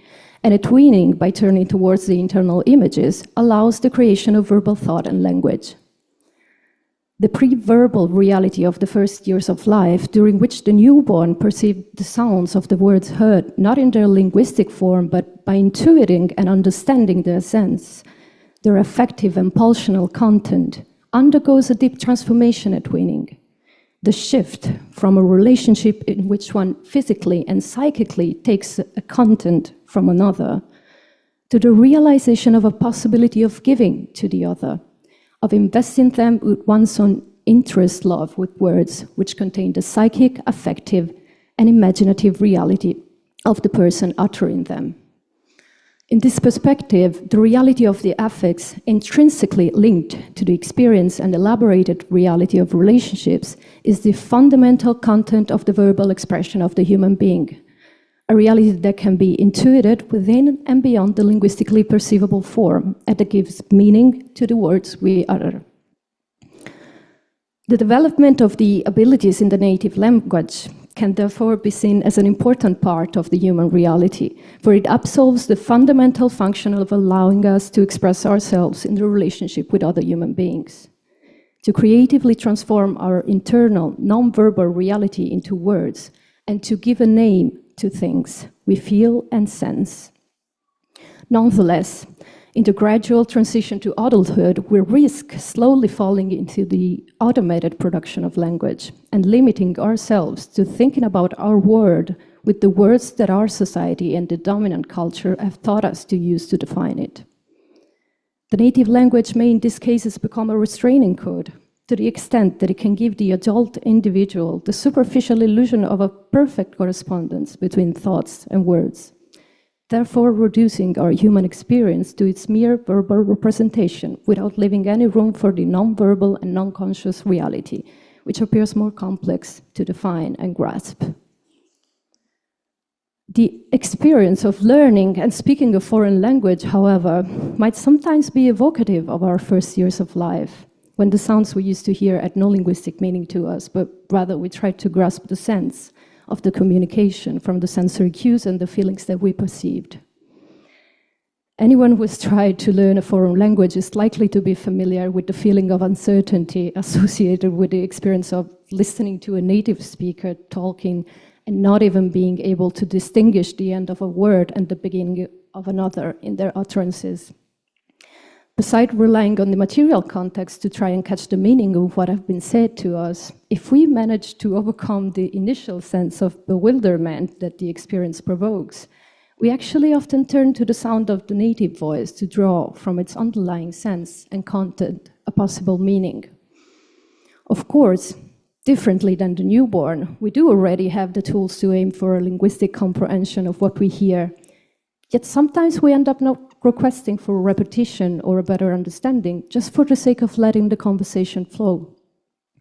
In this context, we unawarely rely on our intuition, which is at work in our relationship with the native speaker.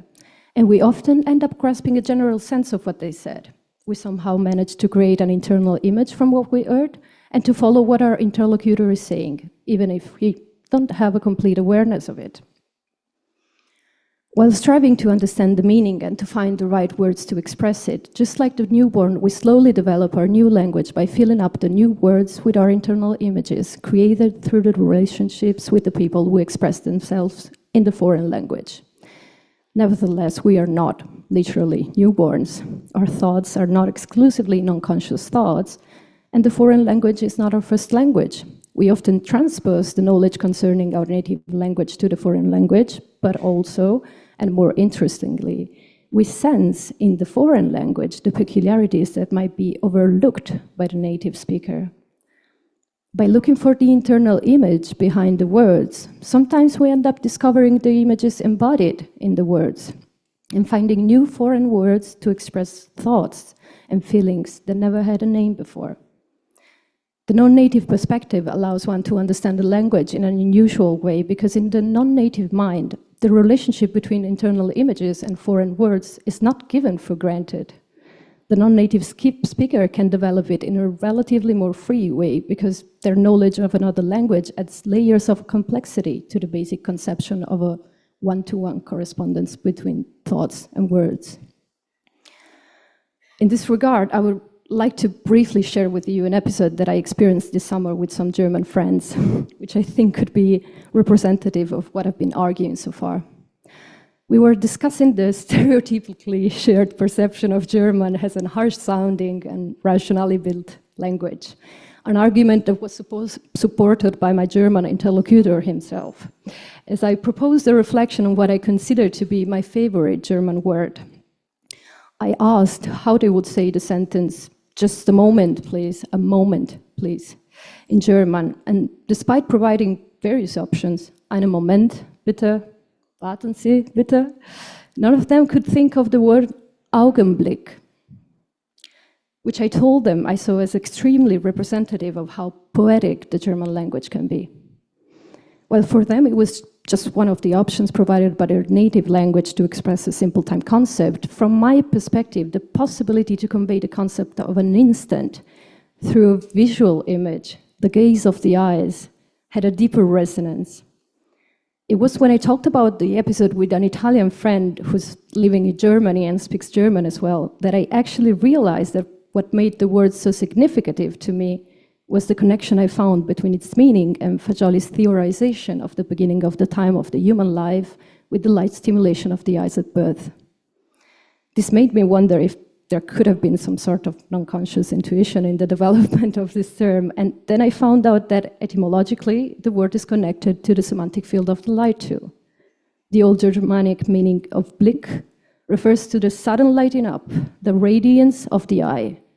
Augenblick initially meant the ray of the eye, the lighting up of the eyes, beside the short period of a quick look. We could think that the German language has somehow managed with the word Augenblick to portray the inherently human nature of time. That is to say, the way that time is defined and measured through our personal human experience. What I find interesting about this episode is that the intuition I experienced with this word came to me in relation to the people I was talking with. The possibility to verbalize with them what at first was just an image, that the word Augenblick evoked in me led me to a deeper understanding of it.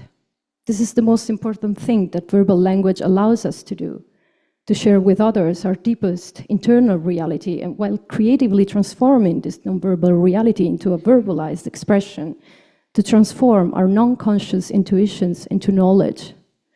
The type of knowledge that can't be found in books, but rather has to be experienced and created with other people, is the true knowledge that enriches our identity and allows the development of the self.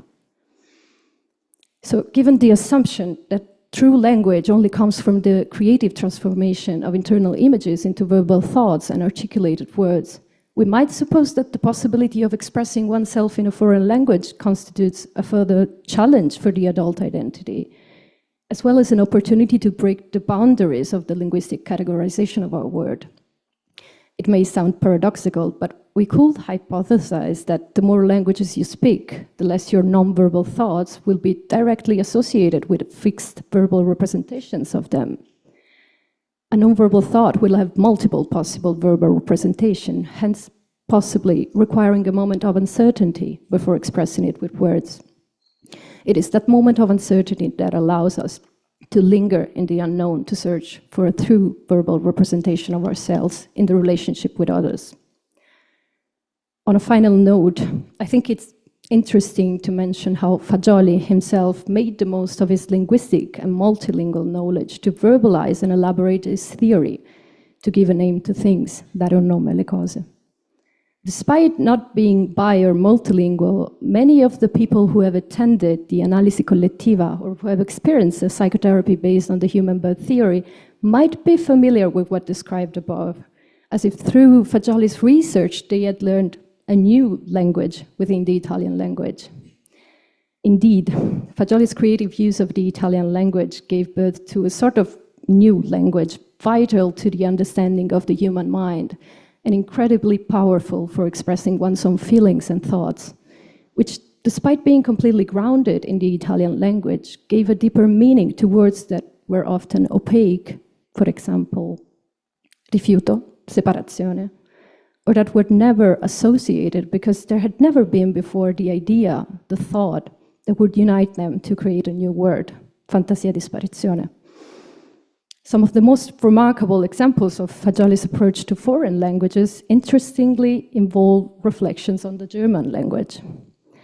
Among many is conceptualization of the capability to imagine, inspired from the German word Vorstellungsvermögen, and his intuition of how the formerly shared idea of the unknowability of the non-conscious reality had been intrinsically connected to the etymology of the first word used to define it, das Unbewusst. His approach to language was, and still is, utterly inspiring, especially because he never considered it a tool for the intellectual soliloquy, but rather a powerful instrument to share knowledge within the context of relationships between human beings. Thank you.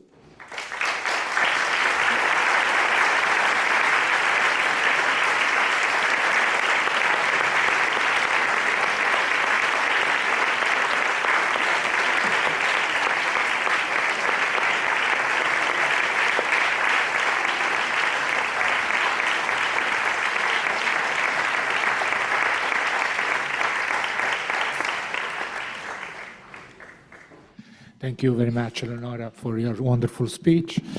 And now we need to hurry, and so let me introduce the last, but certainly not the least, speaker, Giampiero Minasi, an old friend.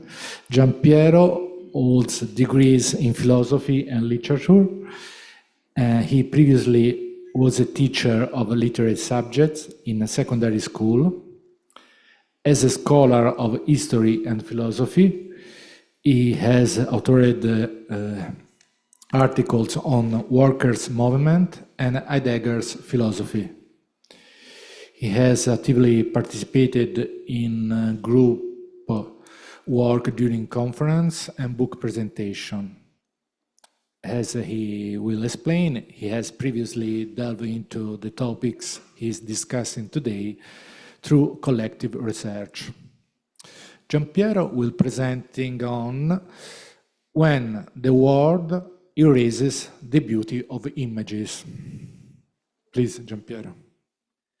Grazie Luca, buon pomeriggio a tutti. Thank you, Luca. Good afternoon, everybody. Thanks to the organizers for inviting me. It is necessary to give some introduction to my presentation on the basis of what Massimo Fagioli has often stated. Image is not the figure that reproduces reality, what is evident to the human eye. The image is the expression of an inner fantasy, internal fantasy that grasps a profound hidden meaning in human reality. It does so synthetically, intuitively, affectively. In one word, it does it irrationally, with an internal feeling more than with sight. Placed outside of itself, when it is linked to a doing, the image can become a free artistic expression. It is also essentially language. It is non-verbal thought, which the word, not the descriptive one that names things of material reality, can turn into shared knowledge. If it is not linked to the image, the word is abstract, it is cold, it's empty. It doesn't speak of the invisible, it speaks of the non-existent. The bond between image and word should be indissoluble, but at some point it has broken. Adding a question mark to the title of my paper, I wonder, when did the word erase the beauty of images? In answering, I will also talk about previous research carried out in collaborations with Roberta Pungo, Antonio Di Micco, of the Association Ipazia, Immagine e Pensiero, in particular during the 5th Congress, Psyche and Arts, and in the context of the 4 meetings on the origin of monotheism held in 2019 with a study group of this association formed by Anna Persieri, Giulio La Fiorenza, Carlo Menna, Mimmo Trimboli, Pietro Sabatelli, and myself. There was a time that of the Upper Paleolithic, over 40,000 years ago, when a true cultural revolution found its main evidence in the magnificent images of cave paintings, while we don't know to what degree of verbal language the evolution had arrived. In that period, the role of women was essential because they were given an exclusive and almost magical role in procreation. But not only that, there is now much evidence, as Telmo Pievani says, that it is through women that we have been able to produce a cultural revolution that makes us Homo sapiens. For example, with respect to language, which finds modulation in the mother-child relationship, or with respect to wall paintings, of which women are very often both subject and author. Could you please send the presentation? There is a link between image and woman that becomes very evident in the steatopiges or calipiges Venices, that is, with large or beautiful buttocks. Extraordinary images, not figures, that intentionally go from deformation, and here we can see some of them, to stylization, in order not to describe, but to narrate, to tell something deep, the idealized feminine as the creative principle of life. And these are images that are so distant from the first representations of animals. And I'm talking about the wall paintings of Latmos, Turkey, which date back to the year 8000 before Christ, or those of Porto Badisco around 6000 before Christ. They are masterpieces of abstract art in the style of Braque and Picasso, commented Fagioli. Essential geometric lines produced by women, not a conscious recollection, but images that arose from them. We note that in these paintings, as well as in all previous ones, images of violence are completely absent, and we are already in the Neolithic period in which the second revolution, the agricultural revolution, had begun to differentiate humanity into cultivators and shepherds. And between them, up to today, there is no conflict. There is a conflict, there isn't a conflict even between the genders. And observing the mating of animals, man discovered long ago that he too had a role in procreation. Man may have been shocked by this, but not to the point of prevaricating over women, so patriarchy was still very far away. After all, this was the era of the great goddess, or great mother, dispenser of life. We can see her most likely here in this statuette found in Cataluyuk, one of the first large settlements completely devoid of defensive perimeter walls. It is evident the parallel with the Paleolithic goddesses. To this goddess, we attribute cults and rituals through which pregnancy, birth, development, death cycle is superimposed on that of agriculture. Language is now capable of elaborating tales, myths, legends, fables and tales with which human beings begin to transmit orally what they are about to discover or what they are discovering about their own internal reality and the reality that surround them. Then mankind was able to do another revolution, the urban revolution. So towards the middle of the 4th millennium with Uruk, the city of Gilgamesh, the history of Mesopotamian civilization began. So after centuries of void created by the Western tradition, we can finally see its splendor, but without ignoring its negative aspects. The conflicts between cities, the beginning of the endemic conflict between nomads and sedentary people, social hierarchy and the division of labor. Above all, the new male centrality, so superb that it is mirrored in a polytheistic pantheon, which goes beyond the idea of a single goddess, and it is ruled and supported by male gods. Of the polytheistic gods that are neither eternal nor omniscient nor omnipotent, the myths tells us, and they are available to our reading because the word had with the Sumerians become writing. And this was an extraordinary invention which, even if it made the world completely autonomous, the word was still connected to the image, either because of the characters in which it was written, hieroglyphics, for example, or because or above all, because it was capable of becoming poetry, as in the first great book of humanity, the Saga of Gilgamesh. So the written word is not detached from a woman either. The Sumerians wrote, "The art of writing is difficult to learn, but he who has learned it will have the world in his hand." And we know that men will be those who will learn it and we will make it the instrument of their affirmation. But another Sumerian hymn reminds the king that it was Nisaba, the woman radiant with joy, the true woman writer, the mistress of all knowledge, who guided your fingers to the clay. And similarly, it was through amplexis with a woman that the savage Enkidu, Gilgamesh's friend, became a man, or became human.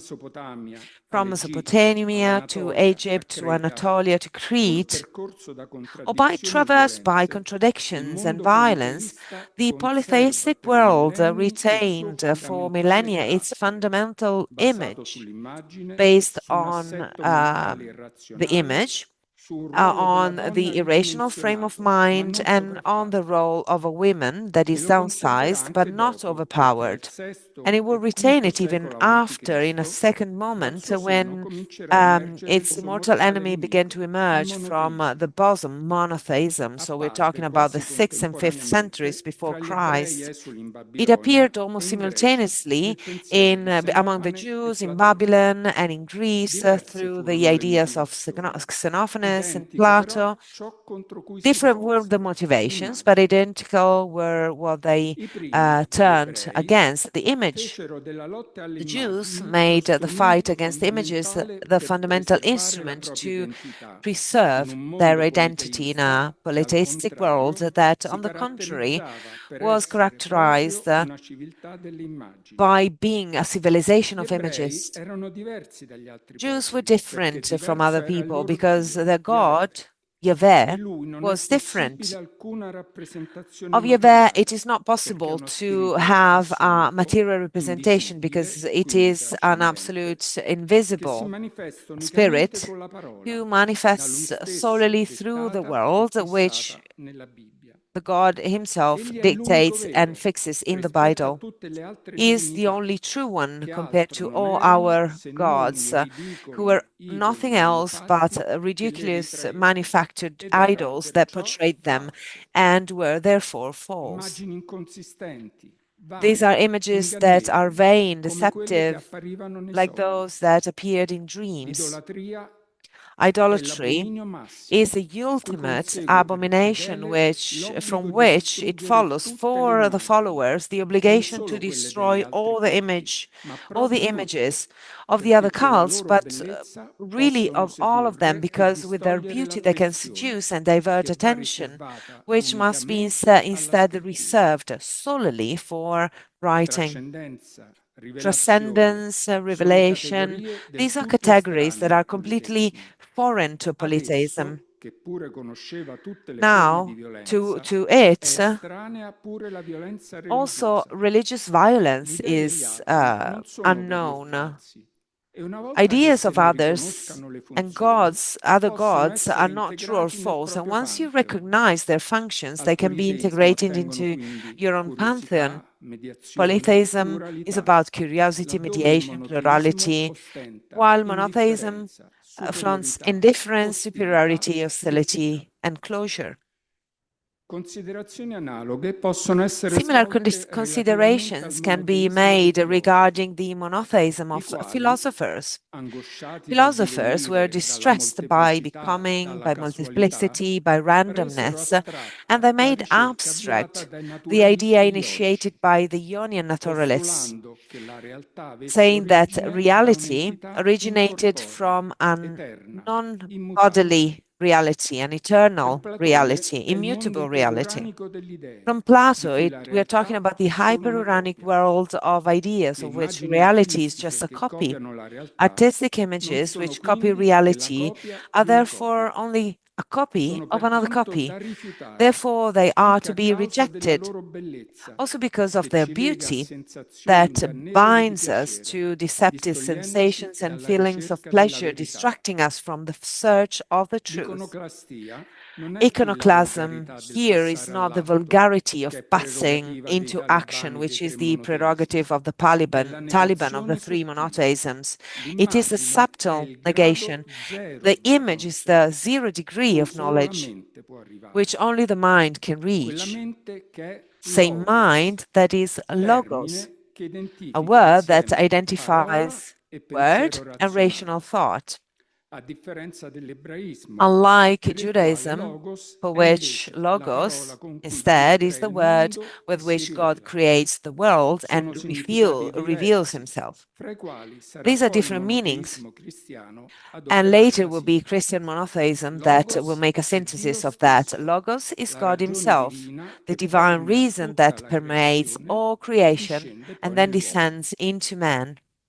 The word reason is increasingly sacralized, even for philosophers, absolutized as a faculty that designates humans.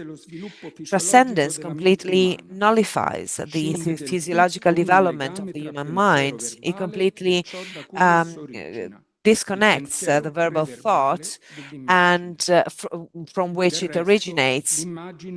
After all, the images of the body springs from affections, from sensitivity of our body, and the body for religious people is where the evil comes from. For Plato, it is a prison of the non-material soul, and he calls it psyche, making the image of the maiden of the Oriental tale completely non-existent. So the soul is and must be disconnected from the body. And then images are dangerous because they seduce. The allusion to woman is obvious. May the latent of the fight against images not then be the fight against women, against the female image, against the different represented by irrational thought. The absurd and violent thought of splitting has found its weapon in writing. And to use the words by Massimo Fagioli, it has become the fundamental feature of Western identity. A history has been established for which the formation of writing corresponds to the realization of human identity as reason, as rationality. And there, two great splittings have happened. One is the relationship between men and women, whereby rationality has become feature of male identity. The other great split is between reason and the irrational. Today, thanks to the human birth theory, image and word can meet again more deeply than before. It is a possibility that matures and happens in the cultural battle against religious and rational thinking, and in the psychotherapeutic treatment of the split that has its foundation in the interpretation of dreams, which are precisely images. Thank you very much.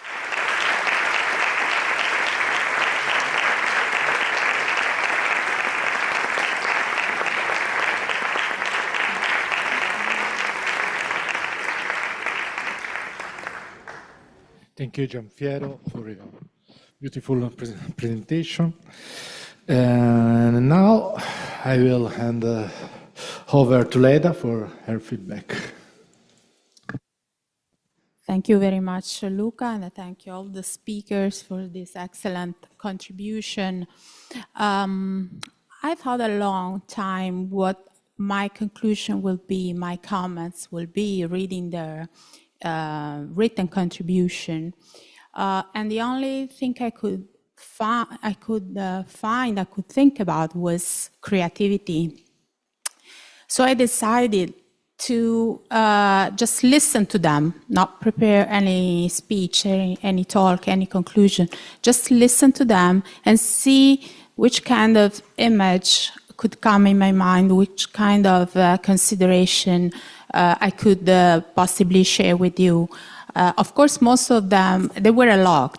Most of them were personal, and I don't bother you with mine, but we can conclude that creativity in this panel has been discussed among therapeutic process, anthropology, language, and image. So basically, we covered a lot of human experiences. And about the therapeutic process, in my mind was hit by the word flexibility. Flexibility is something really interesting that I think is really the basis of creativity. Nobody that is stiff, I'm sorry, I'm a doctor of the body mostly. Nobody that is stiff, that cannot move, the body can go anywhere. So basically, if the mind is somehow stiff, cannot create an image or some evolution. And I also linked the talk of Maria with some experience that come from my profession when, as a cardiologist, I moved from intensive care unit to cardiac rehabilitation, to totally different realities. As a cardiology in intensive care unit, you're just supposed to save life in that moment, not even interacting with the patient. The patient is really thankful and grateful because you saved his or her life, and that's all. Of course, your humanity has a role mostly in the relationship with the family. When I moved to cardiac rehabilitation, I actually felt that I need something else. I need something more in my profession. Actually, was a totally different world where I had to interact with a patient that already has been saved by someone else, that believes is ready to go home, but is actually not. It's like his wound was still open. And at that point, you need to really create a relationship with him or her in order for you to engage the patient in your process of cure. So flexibility and creativity is also part of the therapeutic process, even for a doctor of the body, but still body and mind are connected, are the same thing. So that's it. And the other word that linked your presentation, Maria, with Eleonora's presentation is dream. Because I lived 2 years in the United States and I never came back to Italy, never had contact with, few contact with Italians. And there was a point in my life I dreamt in English. So my dreams were entirely in English. So at that point, I think when dream goes in another language, maybe your creativity has changed. And in fact, when I came back to Italy, my father was a professor in Italian language. He said, you know, Leda, you stay home because you don't speak Italian anymore. You translate for English. I was sono supposta, which in Italian is something else. So he left me home. He didn't want me to have it with his friends. So again, the language is something that goes into you, and the language goes also in a human relationships. I see my 3-year-old daughter that I exposed to English and Italian, but I wanted for her an Italian-based school in order for her to be able to express emotions in her own language. But then she knows in the relationship with others that Henry speaks English. I speak English with him. So she knows that in the human relationship, she can switch words. And also, she creates new words when she doesn't know. So that's also a form of creativity in order to communicate anyway. So this is mostly my again, images, and I leave also to the floor for questions to our excellent speakers.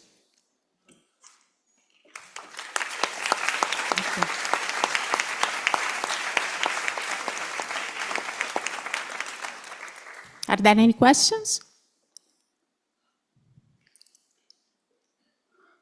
Yes, please, Cesar.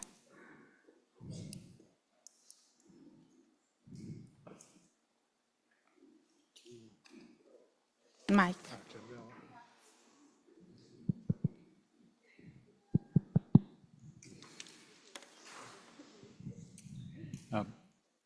More of a comments than questions.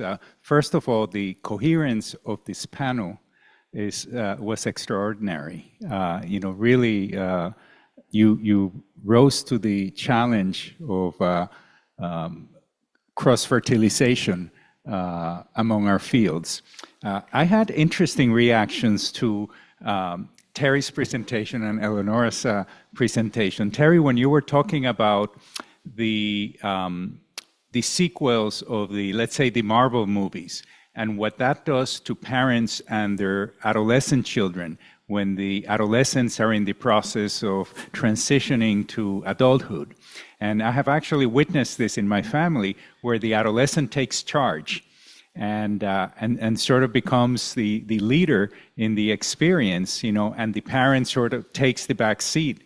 And but at the same time, it's a beautiful bonding. I mean, I think part of the success of this series is the ability for the parent to bond with the different adolescents over, you know, a particular movie, a sequel, video game, or combination of all of the above. But I think the beauty of it is for the adolescent to move away from the grouchy, introspective to the extroverted person in charge who knows more about what's going on, and then the parent sort of takes the back seat, really giving the adolescent an opportunity to grow up and move on. I had an interesting reaction to when you were talking about your associations to the etymology of words and what that meant to you and shifting between languages. For some reason, my brain went in a completely different direction. And I started thinking of the dimensions of paralinguistics, everything about communication that's not about words, how we use sound, how we emphasize rhythm, prosody, and I just wanted to share that because we put so much emphasis in our fields, in psychotherapy and psychology, on using words and encouraging our patients to use words, but we really undervalue the meaning of silence, the meaning of sounds, the meaning of emphasis, and then you can take that to the other dimension of kinesics. You know, how we move our body and couple that with the words or the sounds that we use. It's just a reaction to your presentation. Thank you.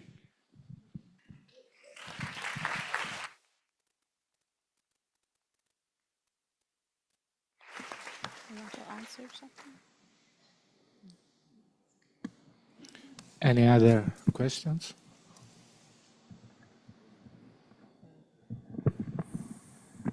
May I just react to your comment, Cesar? Because I think it's very important what you said. If you can't reach a patient by words because they can't combine it with their emotions, it's very important that they can move or dance or paint or react in another way and then come by this to the words. That when they express themselves by paintings or so, then they can slowly talk about it and the experiences and the emotions they have with it. So I think it's really important to consider what words and what language means to patients. Sometimes they are not able to speak about themselves. And then maybe silence or non-verbal aspects are very important too. I just wanted to react to that.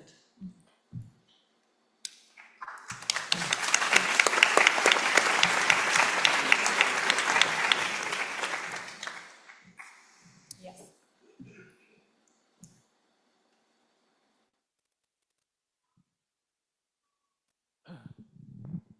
I promise not to talk too much, but thank you.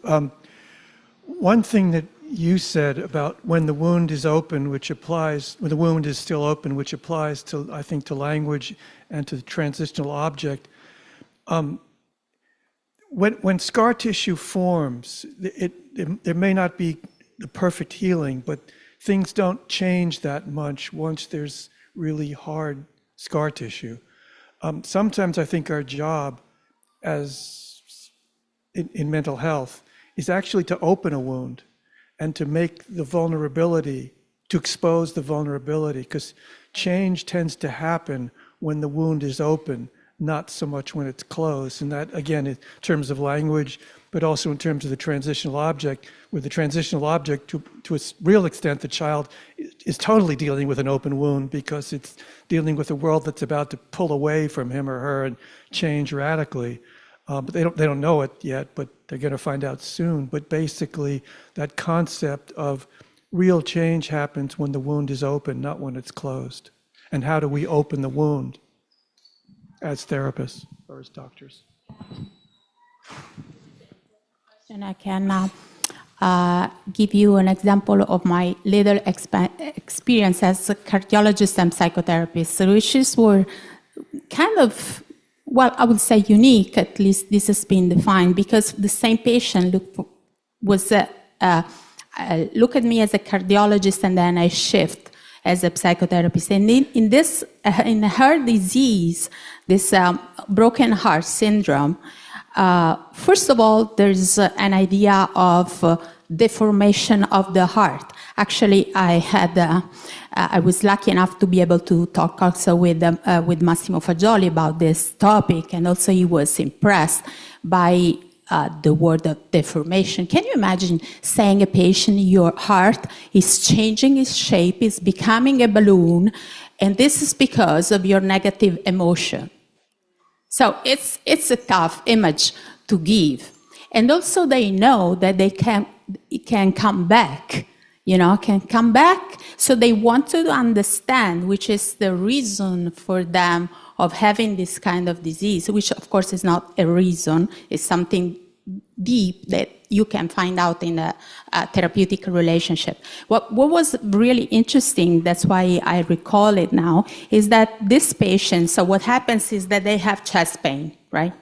They have chest pain after an acute stress, can be usually a loss, but all kinds of emotions. And then it resembles acute infarction, but it's not an infarction, and then it recovers, okay? And it's due to microvascular constriction. This is anatomically. Now, this patient, she was in front of me. The problem was a relationship with their mother, okay? So she started the relationship saying, well, I know that my mother is my problem, but she's really good. She's a nice woman. She's really good. So we went through this relationship, and therapeutic relationship, and finally I had to let her see that the problem was really her mother, since she knew. And she had chest pain in front of me.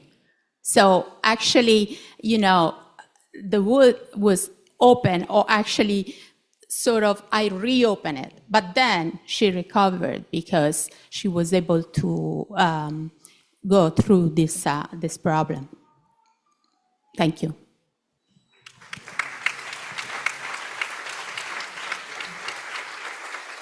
Eda, thank you for all the speakers and your wonderful audience. We are late, so we have to jump the coffee break. And it's not my decision, huh? They told me. And so I have a lot of questions, but I will ask you in different situations. And so thank you all. Bye.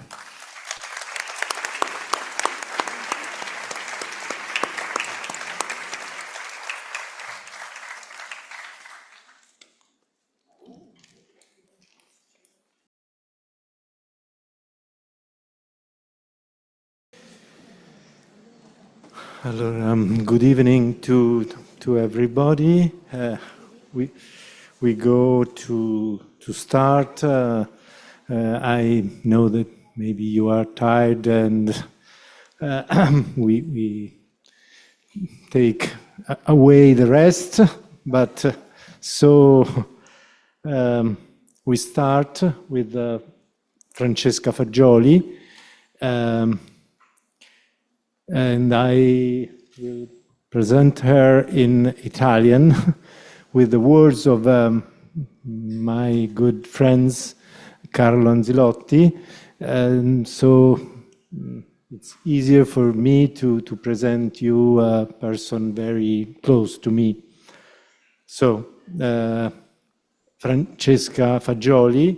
Francesca Fagioli. has a long psychiatric experience and also as psychotherapist in mental health services with teenager and young adult patients. She is a professor at the Bios Psyche School of Dynamic Psychotherapy and a member of the scientific board of the Massimo Fagioli Foundation. She's also the author of several publications and of a book, which has just been published, on the interpretation of dreams, consciousness and dream activity, for l'Asino d'Oro. If we look at the studies in literature, it seems that the interpretation of dreams has become a somewhat neglected topic. This decline in the interpretation of dreams has very, well, perhaps, specific causes. In most contemporary psychoanalytic orientations and takes, it is admitted that little or nothing remains of the dream theory by Freud. While in our colleague's abstract, we read instead that the interpretation of dreams with the idea of the birth theory has become a fundamental tool, a treatment tool in psychotherapy. And not just that, it is also considered a creative and a strictly scientific act at the same time. Francesca Fagioli, and Creativity. Grazie Andrea e grazie a voi. Thank you, Andrea, and thanks to you. Actually, before we start talking about interpretation of dream, perhaps we have to try and understand and provide a definition to dream itself. This mysterious phenomenon, so images that when we wake up occupy our mind. Sometimes we forget these images, sometimes they're very sharp with details that appear to be weird to us. Sometimes they unconsciously resurface after days or years. We have listened during the whole day to the presentation, and we know that the dream is an image, even if sometimes in our memory we say that there was a sound, someone who was speaking, but it's still only an image. And if these images are not remembered first and then told and interpreted in psychotherapy, they vanish, they're lost. So let's try and understand together what happens when we fall asleep. The transition from being awake to falling asleep, consciousness, behavior and language and articulated language no longer exist. They're all gone. It's not that they go somewhere else, they were removed. They don't exist anymore. The body is still, the breathing is regular. But our brain keeps working, of course, otherwise we'd be dead. So this thought that does not stop during sleep is a different type of thinking from that of being awake, that is, the verbal thinking and the articulated language that help us move and act in the world. So this thinking that is expressed in the dream through images actually has these complex, confusing, weird images. So night falls and wakefulness, consciousness and articulated language disappear, and the dream world appears, which contains elements of when one is awake, perception of the state of consciousness, but also ancient memories. Dream is a personal thought, an original representation. We can say that there is a psychic reality in the state of dream that represents, without explanation, without worrying about leading the thought to a form that is accessible and transmissible to others. The sun rises and we open our eyes. Wakefulness, consciousness, and language return. And we have the memory of these images if we had in the dream, but we can't understand them. We know that the transition from sleeping to awakening is sudden, so the clock rings, while falling asleep is more gradual. Rather than memory, I mean, you all know that when you wake up in the morning, you prepare coffee, you get dressed. In your mind, you have these images that are still there. These images almost disturb you because we have to think about what we have to do during the day. They seem like conscious memories, but they're not. Actually, in the dream, there can be no clear conscious memories because it would mean there is no difference between consciousness and non-consciousness. So there wouldn't be the existence of transformation.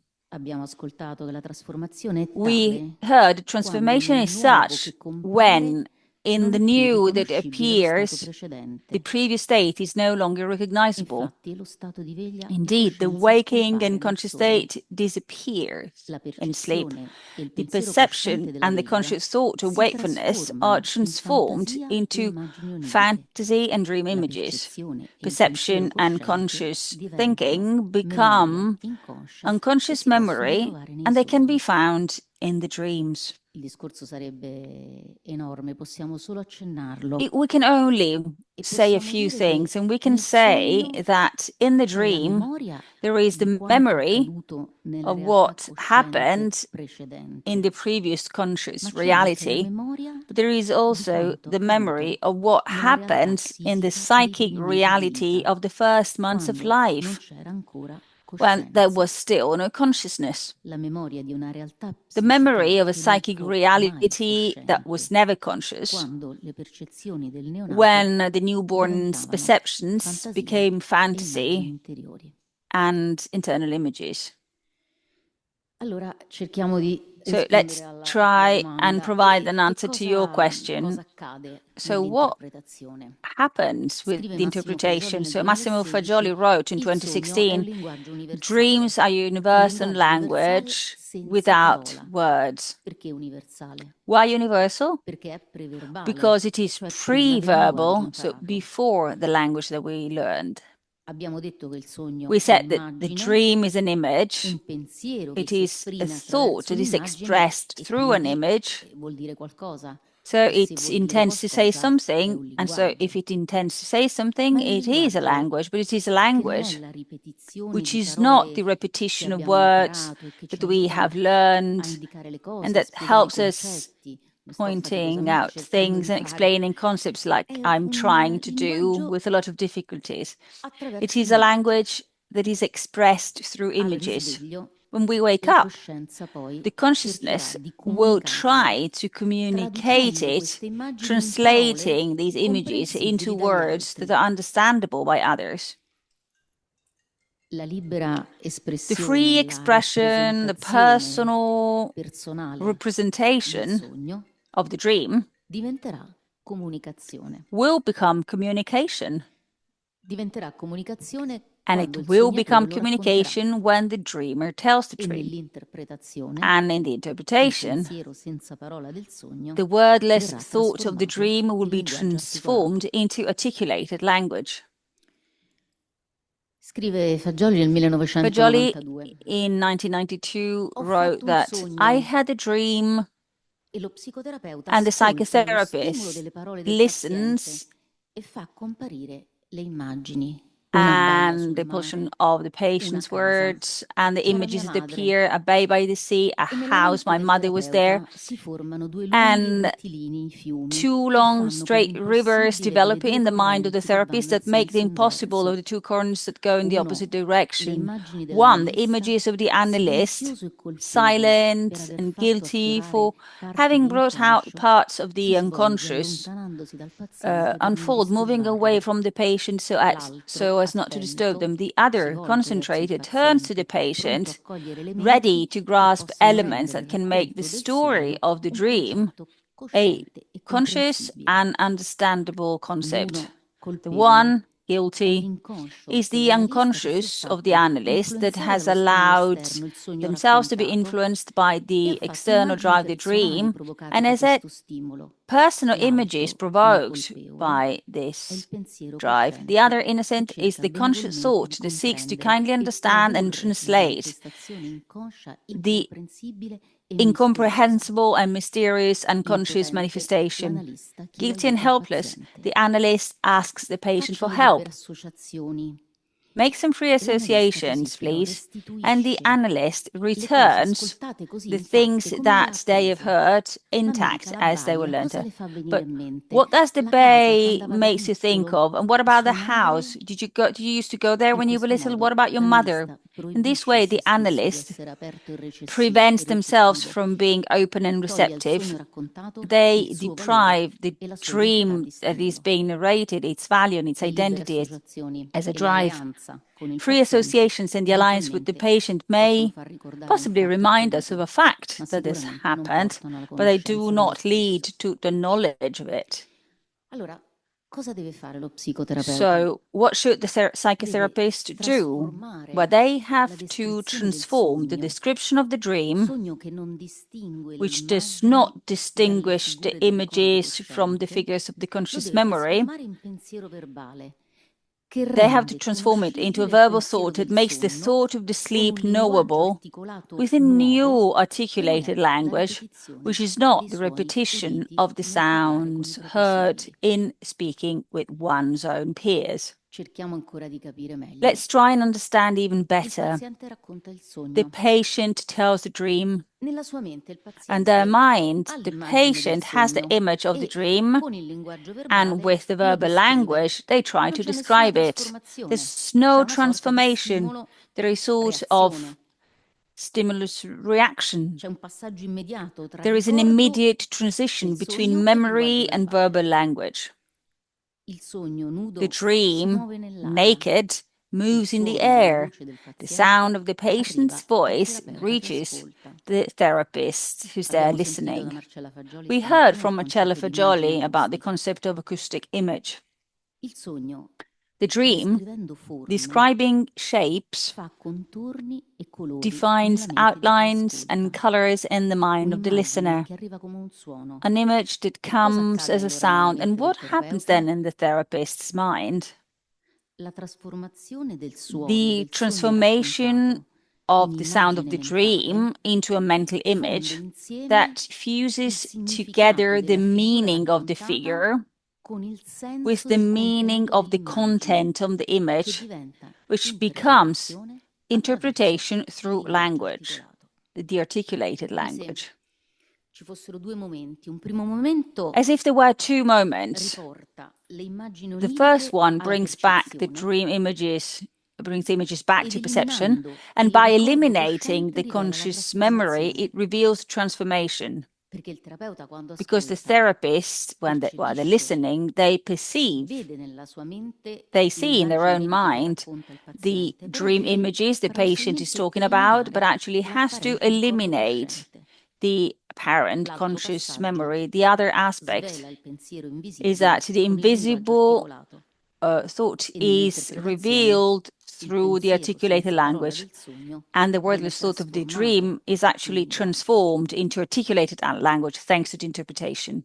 The sound of the therapist's words when they respond and they interpret it are the surgeon's scalpel that cuts the ill part, discovering the unhealthy affections, negation, lack of affectivity, as if therapists, by listening to the patient's story, should have a sensitivity, such a sensitivity that becomes a feeling that is not just hearing, like the sensitivity of the newborn who reacts to the sound of the voice because they don't have the clear vision of things yet.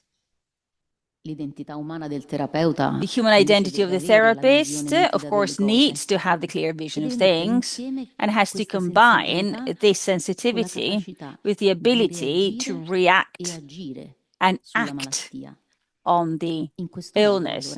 and the disease, thus making the interpretation become a creative act, acting against the illness, refusing the illness, because the illness is not the human truth.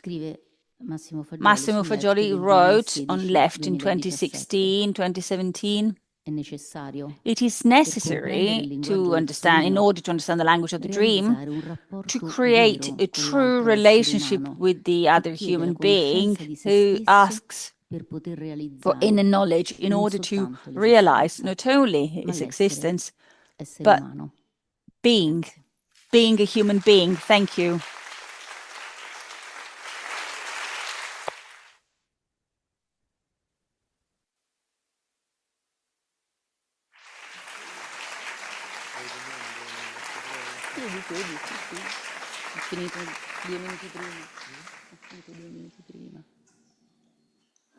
There are any question?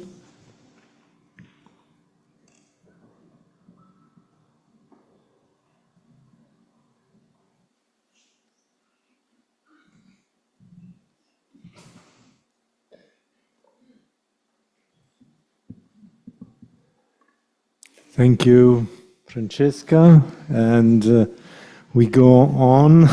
Sorry, but we are in late. And so we start to the fourth panel.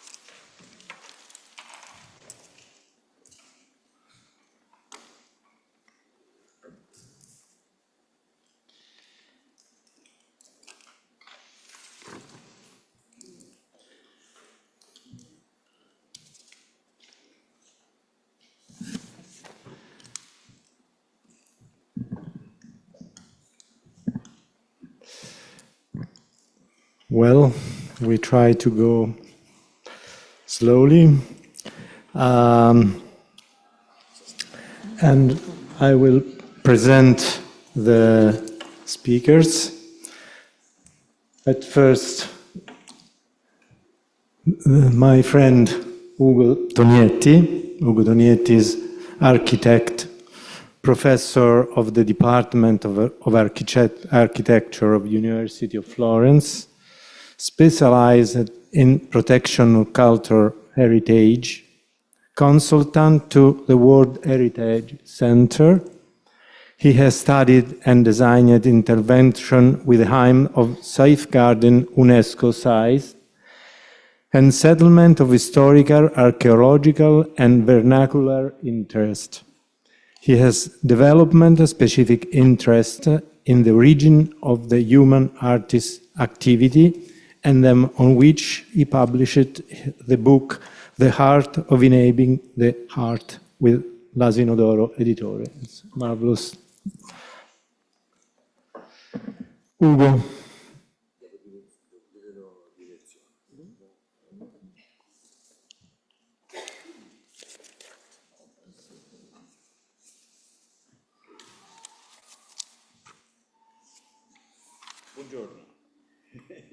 It is dispiace la seconda volta, mi vedete oggi.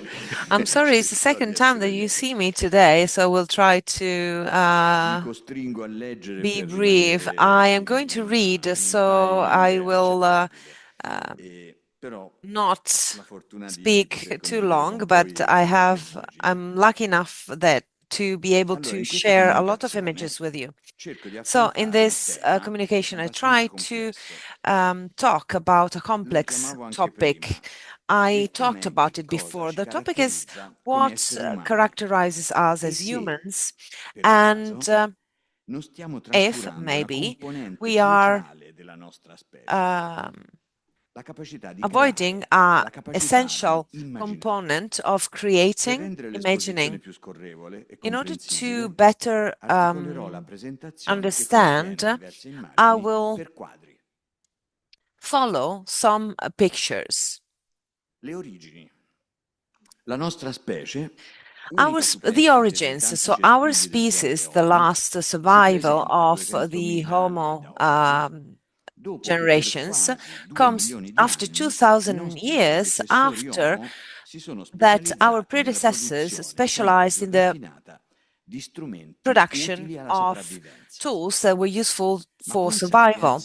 But with sapiens, we have the emergence of a new behavior, the astonishing behavior of creating pieces of art.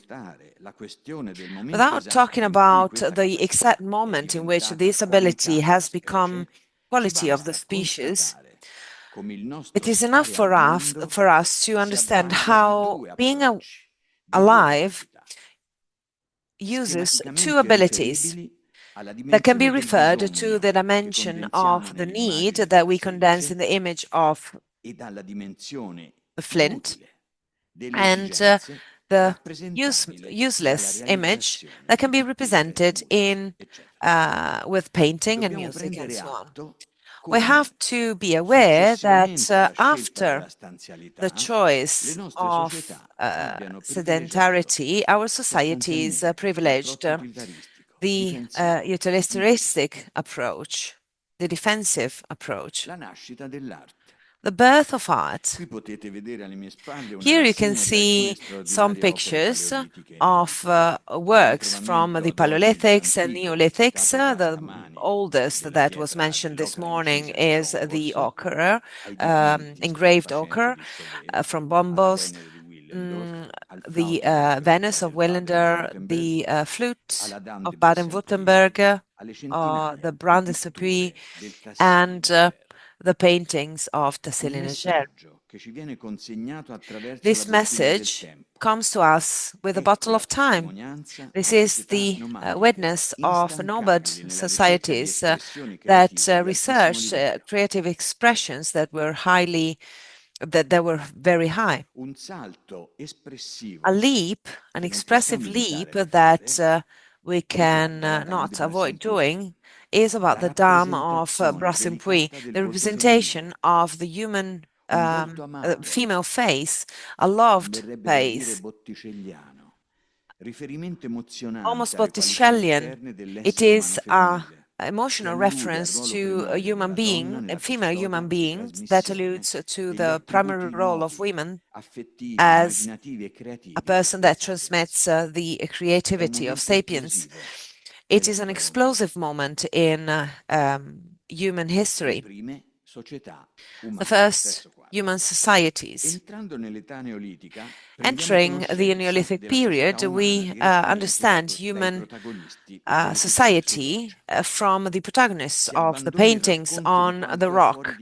Now we don't look at what is outside of us, the animal world,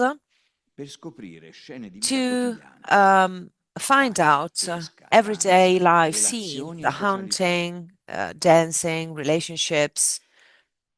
The language changes a lot. It is mostly naturalistic, but as we heard before, with inventions, as it happens in Lacnos, where the human figure There's always protagonist, is deformed, stylized, alluding to an introspection as to look for a beyond in what they want to tell, a school and a research that is connected to the artistic avant-gardes of the 20th century, observing the life stories as described in the rivers area in the Algerian Sahara, and recalling the tales on the rocks in the Neolithical world, it is striking how differently from what we have told ourselves from the beginning of history, so with writing in the Sumerian world, here the world represented is of a Pacific society where, with a few exceptions, you never see war scenes.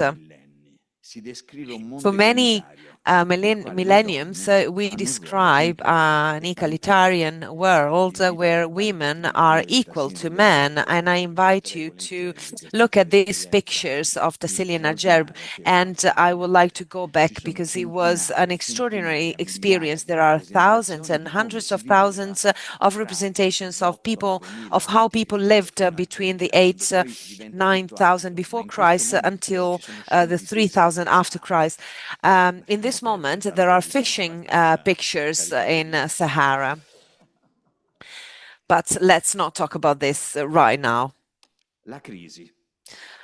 The crisis. We arrived on the planet with the ability to keep together the dimension of attention to survival. We did not abandon it. The Flint helps us in this, with its that of expressivity, expression, and creativity. In this period, the women's contribution in developing the quality of the species was crucial.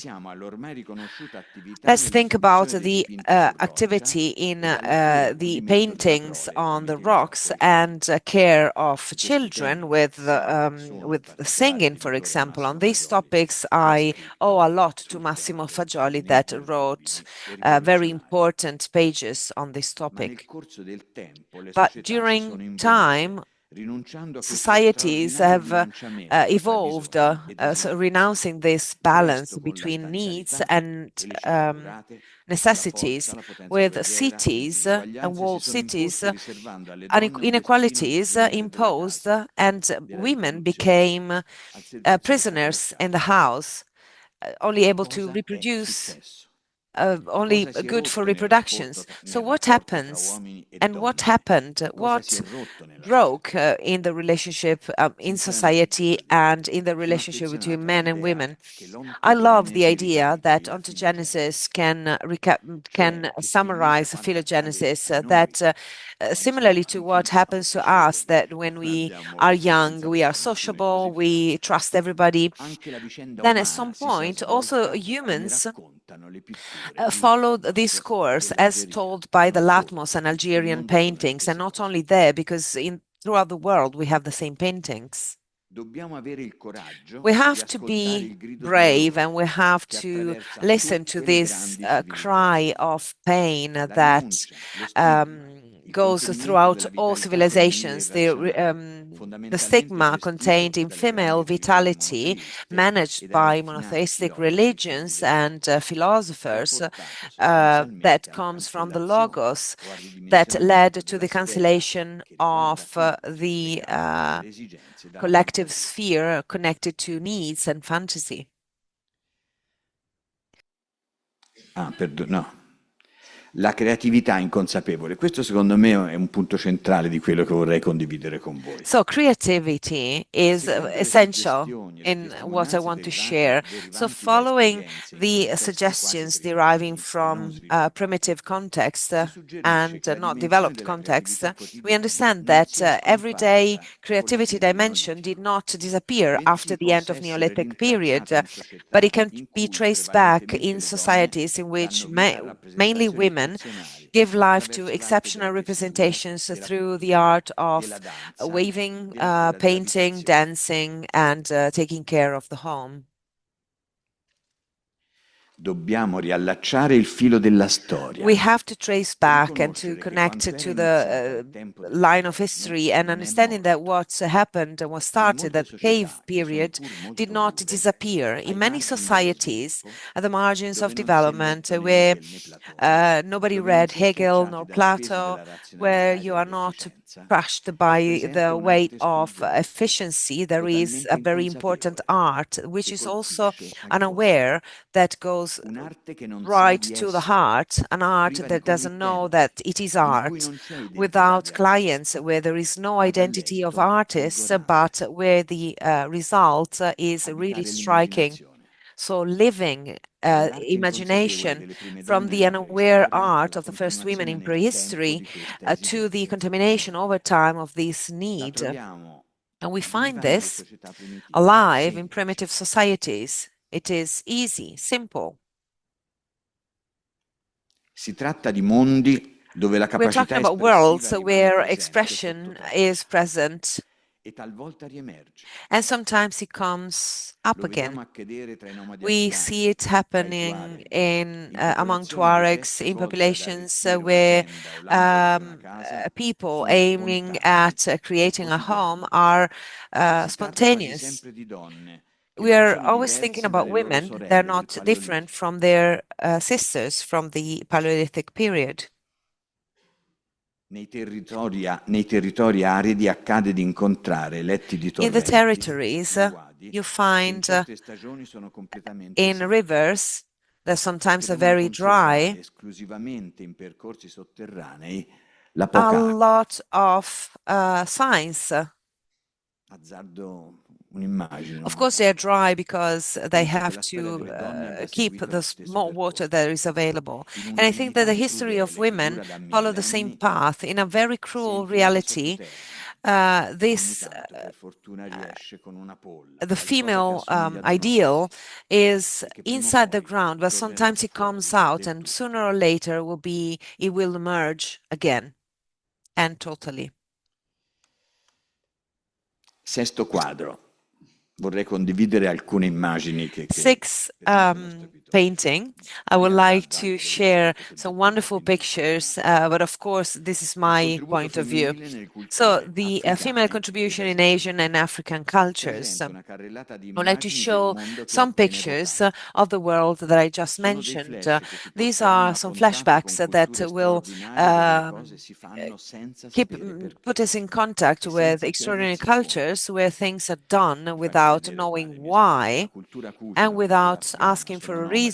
The Afghan culture, the Kuchi, they live in tents, and Kuchi women, they make with fragments of some fabrics. And of course, if you're a nomad, you don't have a house, and so you have to travel with all these materials, and they put together these fragments, creating some rugs, and they make this wonderful art.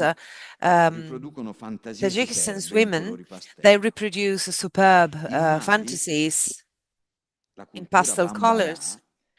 In Mali, in the Bambara culture, they make fabrics made with cotton and the ground. And a very nice and sweet thing in the oasis of Siwa in Egypt, at the border with Libya, and we are under the sea level. We are near Qatra. In the middle of the desert, there is a culture that creates in the fabrics their perceptions. You see these paintings, these drawings on the black canvas. The only thing that strikes us here, we are in the desert, so the only striking thing is the different colors of the dates: green, yellow, orange, and red.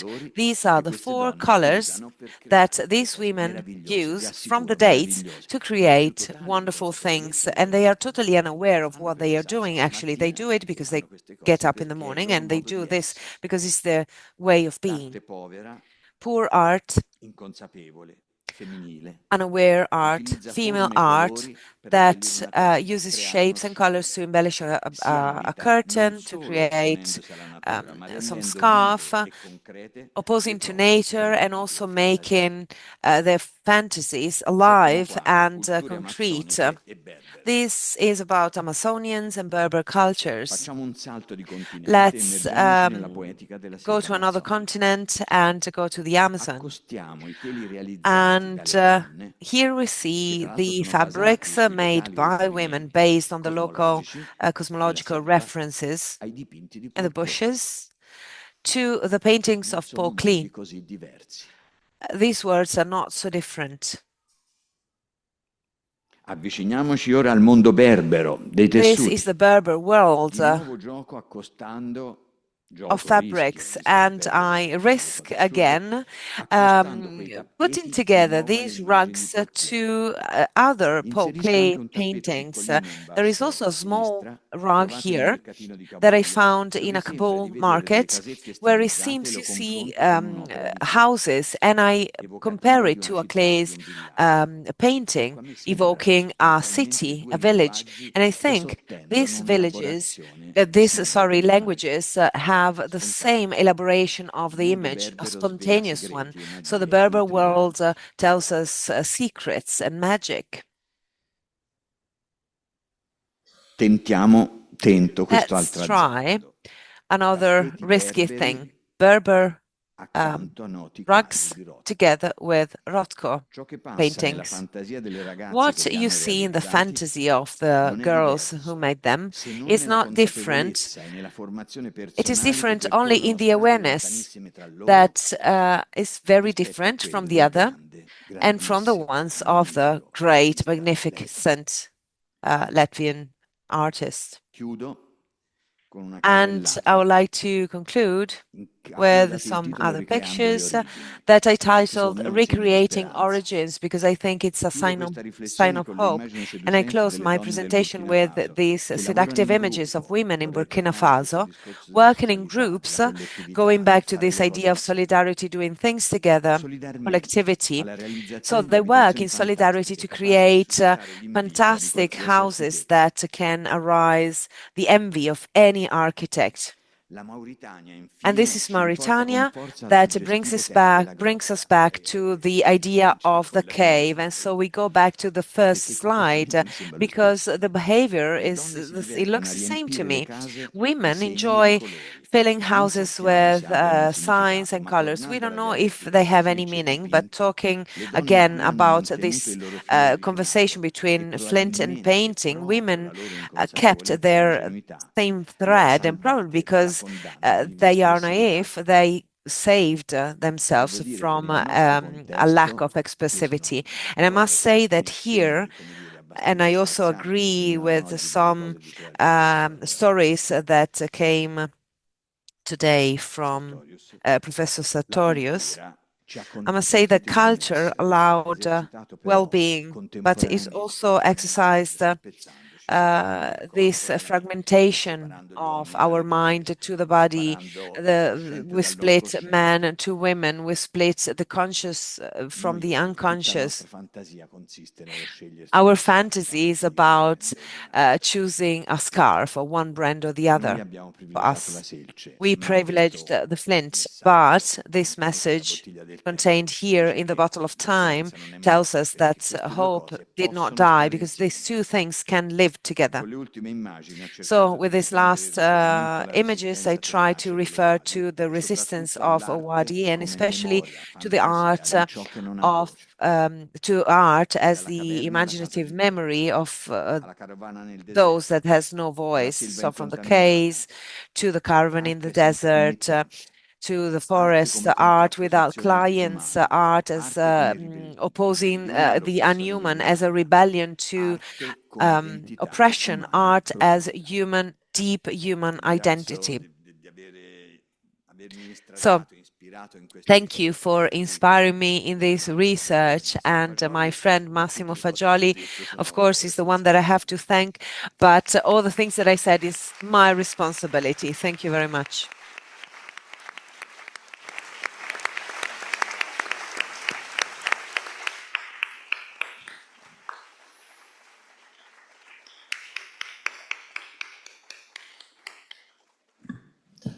Thank you very much, Hugo. Etheldreda Nakimuli-Mpungu, medical doctor, psychiatrist, PhD, associate professor at Psychiatric Epidemiology, Department of Psychiatry, School of Medicine, Makerere University, College of Health Science.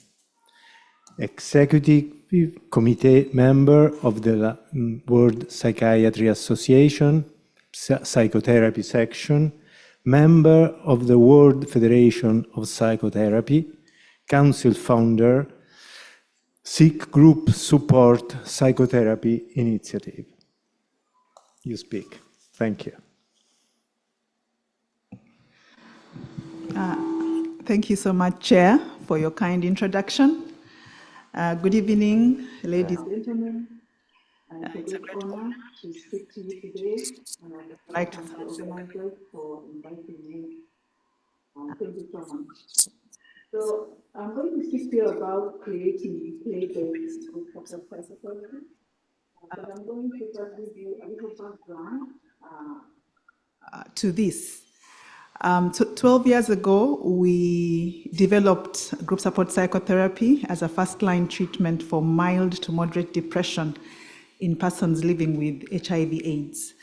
Over the past 10 years, we successfully evaluated this psychotherapy using rigorous scientific methods, and we found that it treats mild to moderate depression.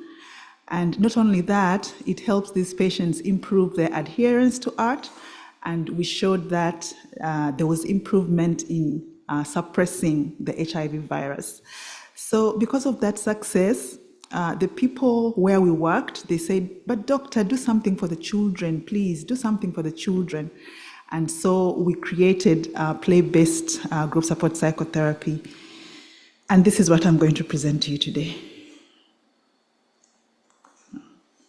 So this will be the outline of the presentation. I'll briefly tell you what the challenges are, describe to you the adaptation process, and then show you the components of the adapted therapy, and then the outcomes of evaluating this therapy in a pilot randomized trial. I'll show you the mechanism of action, how it treats the depression and improves the viral suppression, and talk briefly about what the implications are and the future research that we are doing. So as a background, over 98,000 children in Uganda are under the age of 15. They are living with HIV/AIDS, and half of these children have significant mental health issues which have not been addressed. These include depression, anxiety, stigma. Many of them face discrimination. They have low self-esteem. They have suicidal thoughts. They have excessive anger. They're angry at, having HIV, and for some, they ask why did their parents give them the HIV. They're angry at their parents, and some are socially withdrawn. So these untreated mental health issues impact their ability to adhere to the antiretroviral therapy, and many of them have poor HIV treatment outcomes. At the time we completed the adult study in the general hospital in the area in Ketgum district, we were shown data that 100 children are on treatment and 60 of them had failed to suppress the virus. So the process of adapting this therapy, we had to collaborate with the community leaders, and here we engaged the local leaders with a deep knowledge of the community's culture, values, and traditions, and their input really ensured that the therapy resonated with the children and their families and the social context and the belief systems, and it also helps build the trust and acceptance of the therapy. We also formed community advisory boards, and these consisted of community leaders, child probation officers, faith healers, psychologists, and other relevant stakeholders. And this board ensured continuous feedback and ensured that the intervention remained culturally relevant. So we also involved the caregivers, the parents or the guardians of these children. They were involved in focus group discussions to help us understand what the problems of these children are, but also these caregivers were provided with group support psychotherapy, so that they can also, address their own challenges, learn how to manage their own emotions. And if they could do this, then they would have space to hold the emotions of their children and better support their children. So as we gave the children the therapy, their guardians or parents were also receiving the therapy in their adult groups. We got input from child psychologists and experts, and here we organized expert consultations, workshops, with these people who had extensive experience working with HIV-positive children, and their role was to review the content of the therapy and to make it more developmentally appropriate. These experts helped simplify the language used in the therapy sessions. They helped us identify creative ways to incorporate age-appropriate activities such as play, art, storytelling to engage the children and adolescents effectively. We also involved the adolescents themselves to give feedback. We involved them in the focus group discussions where they shared their perspectives, and they identified critical areas of concerns, such as struggles with medication adherence, the stigma they get from their peers, and the social isolation. This feedback directly shaped the adapted GSP model, ensuring that it reflected the real challenges faced by these young people living with HIV/AIDS. So the structure of the adapted model changed as follows. We maintained gender-specific groups. So this is a gender-specific intervention where men meet alone in their own groups, females meet in their own groups, and the therapist is the same gender as the group members. So even for children, we maintained this. But for children, we had to make sure the groups are age-specific. For example, those aged 10 to 14 years were in one group, and then 15 and above, 15 to 17, they would be in their own group. We simplified the language, included play activities, complex terms were explained using metaphors, stories, and simple language. Play activities and creative arts were integrated to enhance emotional expression and learning various coping skills. And then the caregiver involvement, concurrent caregiver sessions taking place as the children are also having their sessions. So now let me walk you through some of the examples of the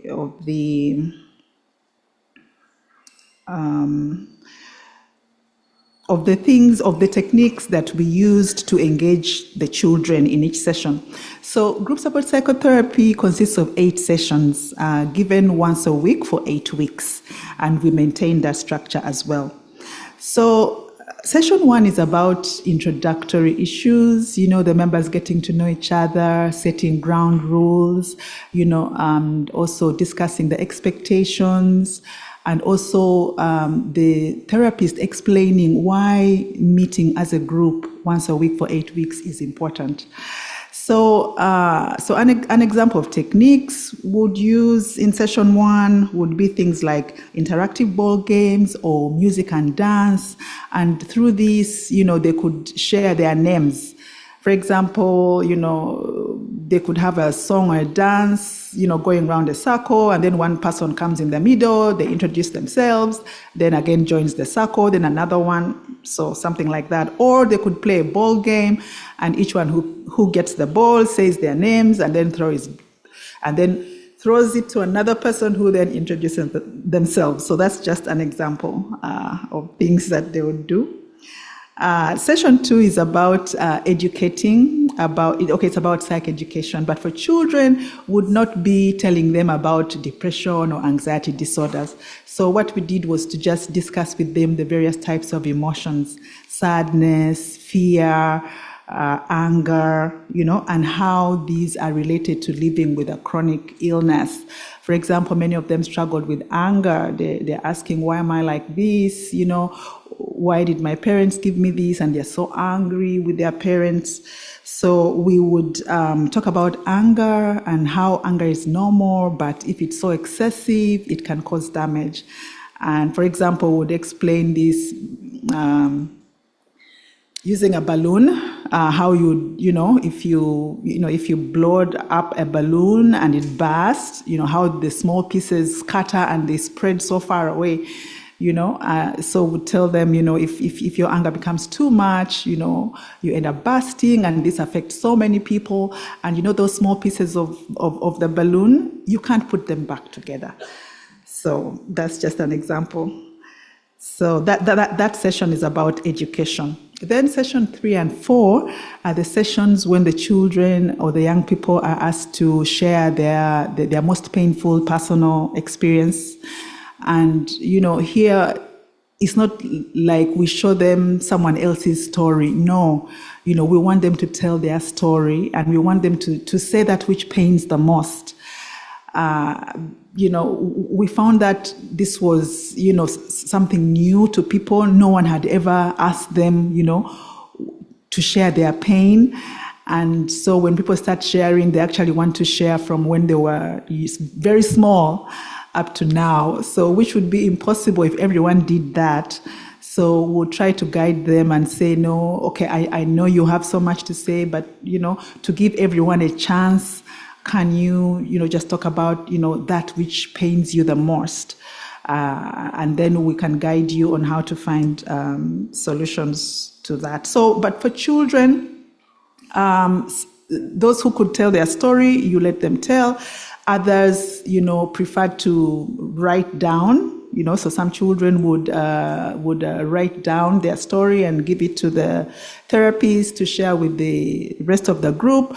Others who, really can't even talk, then the therapist would ask them to make the drawings, like the ones we heard about this morning, to draw their pain, and then, use that diagram to, talk about what it means to them. Why have they drawn that? Why is it so big, or why is it so small? Why did you use this color? And things like that. And by the way, they don't have to share if they don't want to. So it wasn't a must, but that they share. But, the ones who are shy, when they see other people sharing, they also get the courage and they say something. So that goes on in session 3 and 4. And then session 5 and 6 is when they are taught different coping skills. And again, here we use simple metaphors to teach the coping skills. We can use riddles. For example, there's the garden metaphor, whereby you can tell the young person your mind is like a garden, and just as a gardener has to remove weeds, for the plants to grow or the crops to grow well, we must separate negative thoughts from positive thoughts, for our minds to function well. Or sometimes would use, like baking flour, you put stones in the baking flour, and then you tell them, you see this flour, it has stones. The stones are the negative thoughts, the flour is the positive thoughts. You can't make a good meal, with the stones mixed with the flour. You have to separate them, and that's how the brain also functions. So those are some of the examples. Sometimes you make them act,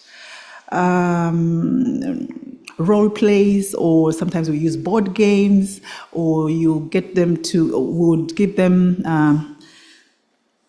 mazes, where, you have to find the path from this end to that end, and so that process of thinking, trial and error, we tell them that's how life is, that's how we solve problems. Sometimes, you have to try this first. If it doesn't work, then you try this. Yeah, so basically that is how we did it. And then session 7 and 8, here we teach them skills to promote self-reliance, personal development, and practical knowledge.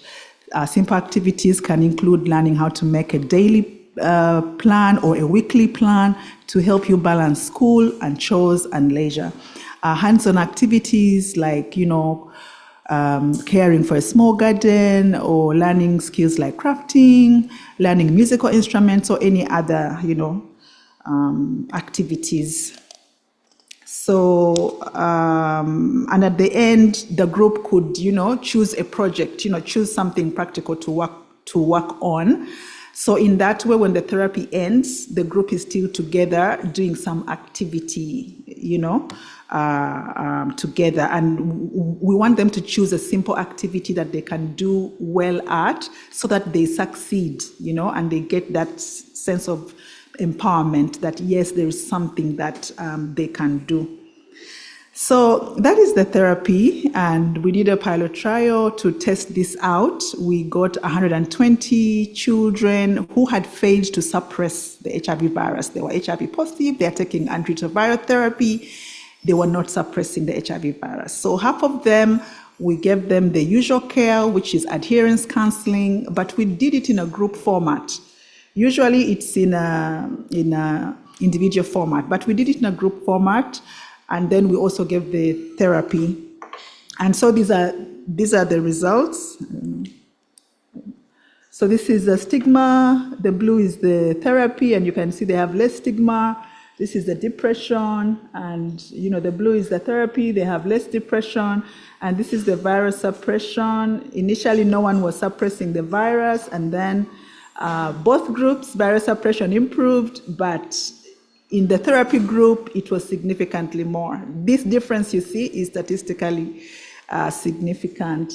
And we saw both of them improve. The adherence was comparable. But when it came to the suppressing the virus, the therapy group had greater suppression.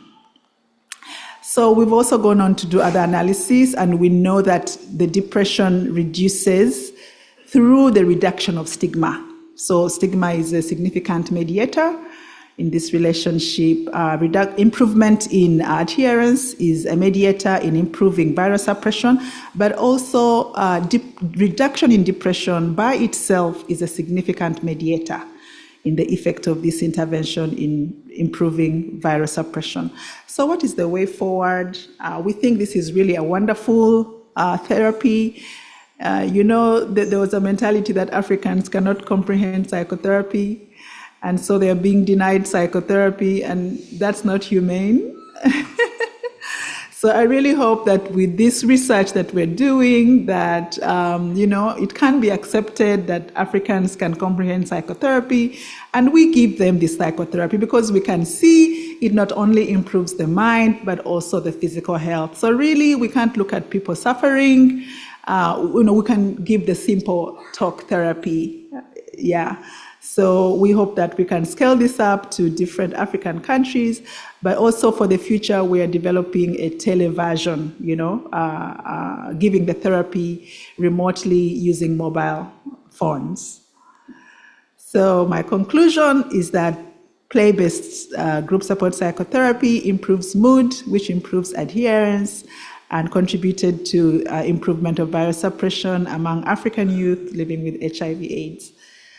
Thank you so much for your attention.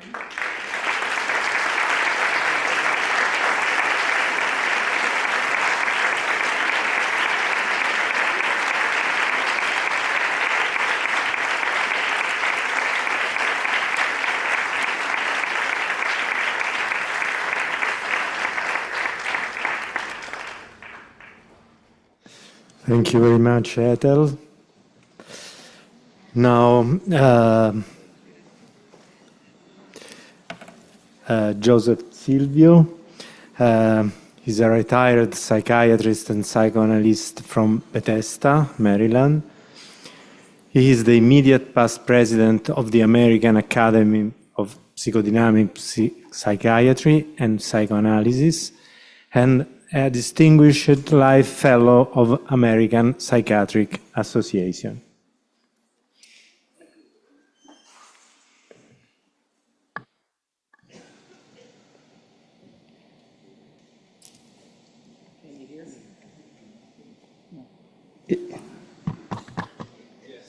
Is on? Okay. I've had a long-standing interest in the use of artistic creativity to manage the effects of early childhood trauma, and have written about a number of famous playwrights whose major works came at times when memories of early trauma were activated and then managed through their writings. Loving photography, I wondered if I might find something similar in the lives of famous photographers, and Diane Arbus immediately came to mind. Now, much of what I will present is conjecture and could justifiably be called wild psychoanalysis. So please bear this in mind as you listen. Also, all the details of her life have been taken from Arthur Lubo's comprehensive biography. The psychodynamic speculations are purely mine.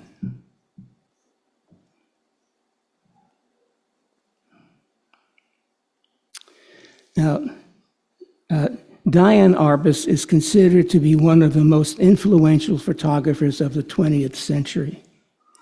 She has been called, quote, a seminal figure in modern day photography and an influence on 3 generations of photographers, and is widely considered to be among the most influential artists of the last century.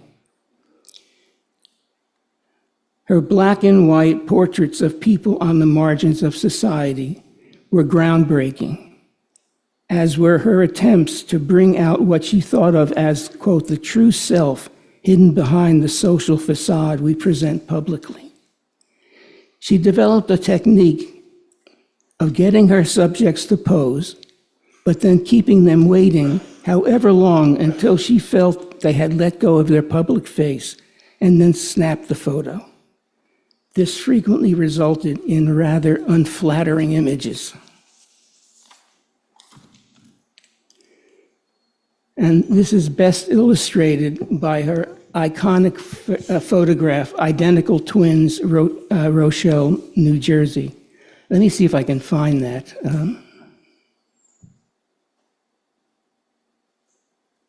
Oops, nope.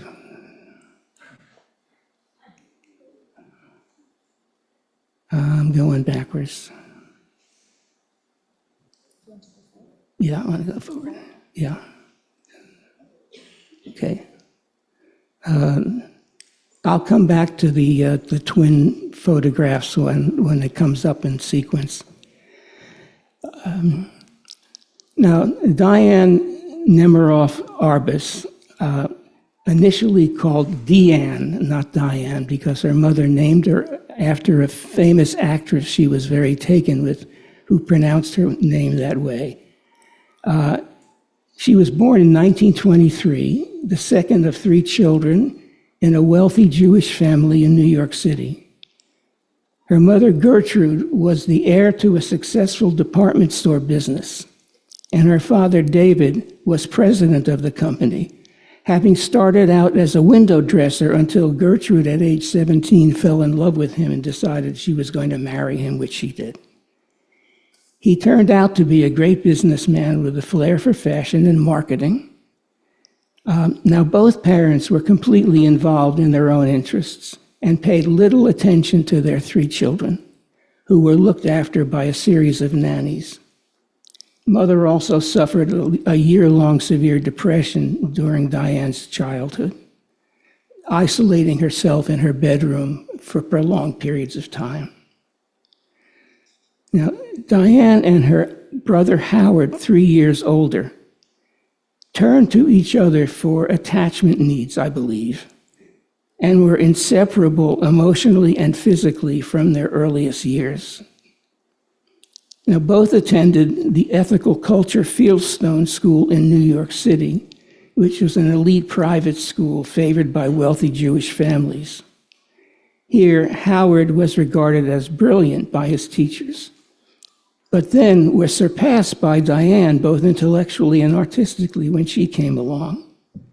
Now, I want to suggest that her relationship with Howard was her primary attachment experience for emotional and self-regulation, and that it became extremely complicated when Diane was around 10 years old, and according to her biographer, the relationship became sexual, and continued as such over the years until her death by suicide at age 48.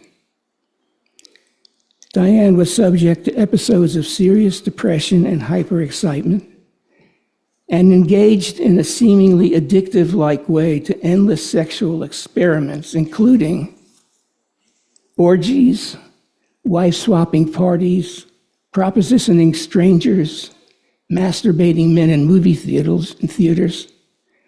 And she said that sex left her with a sense of, quote, mystery that she found in no other way.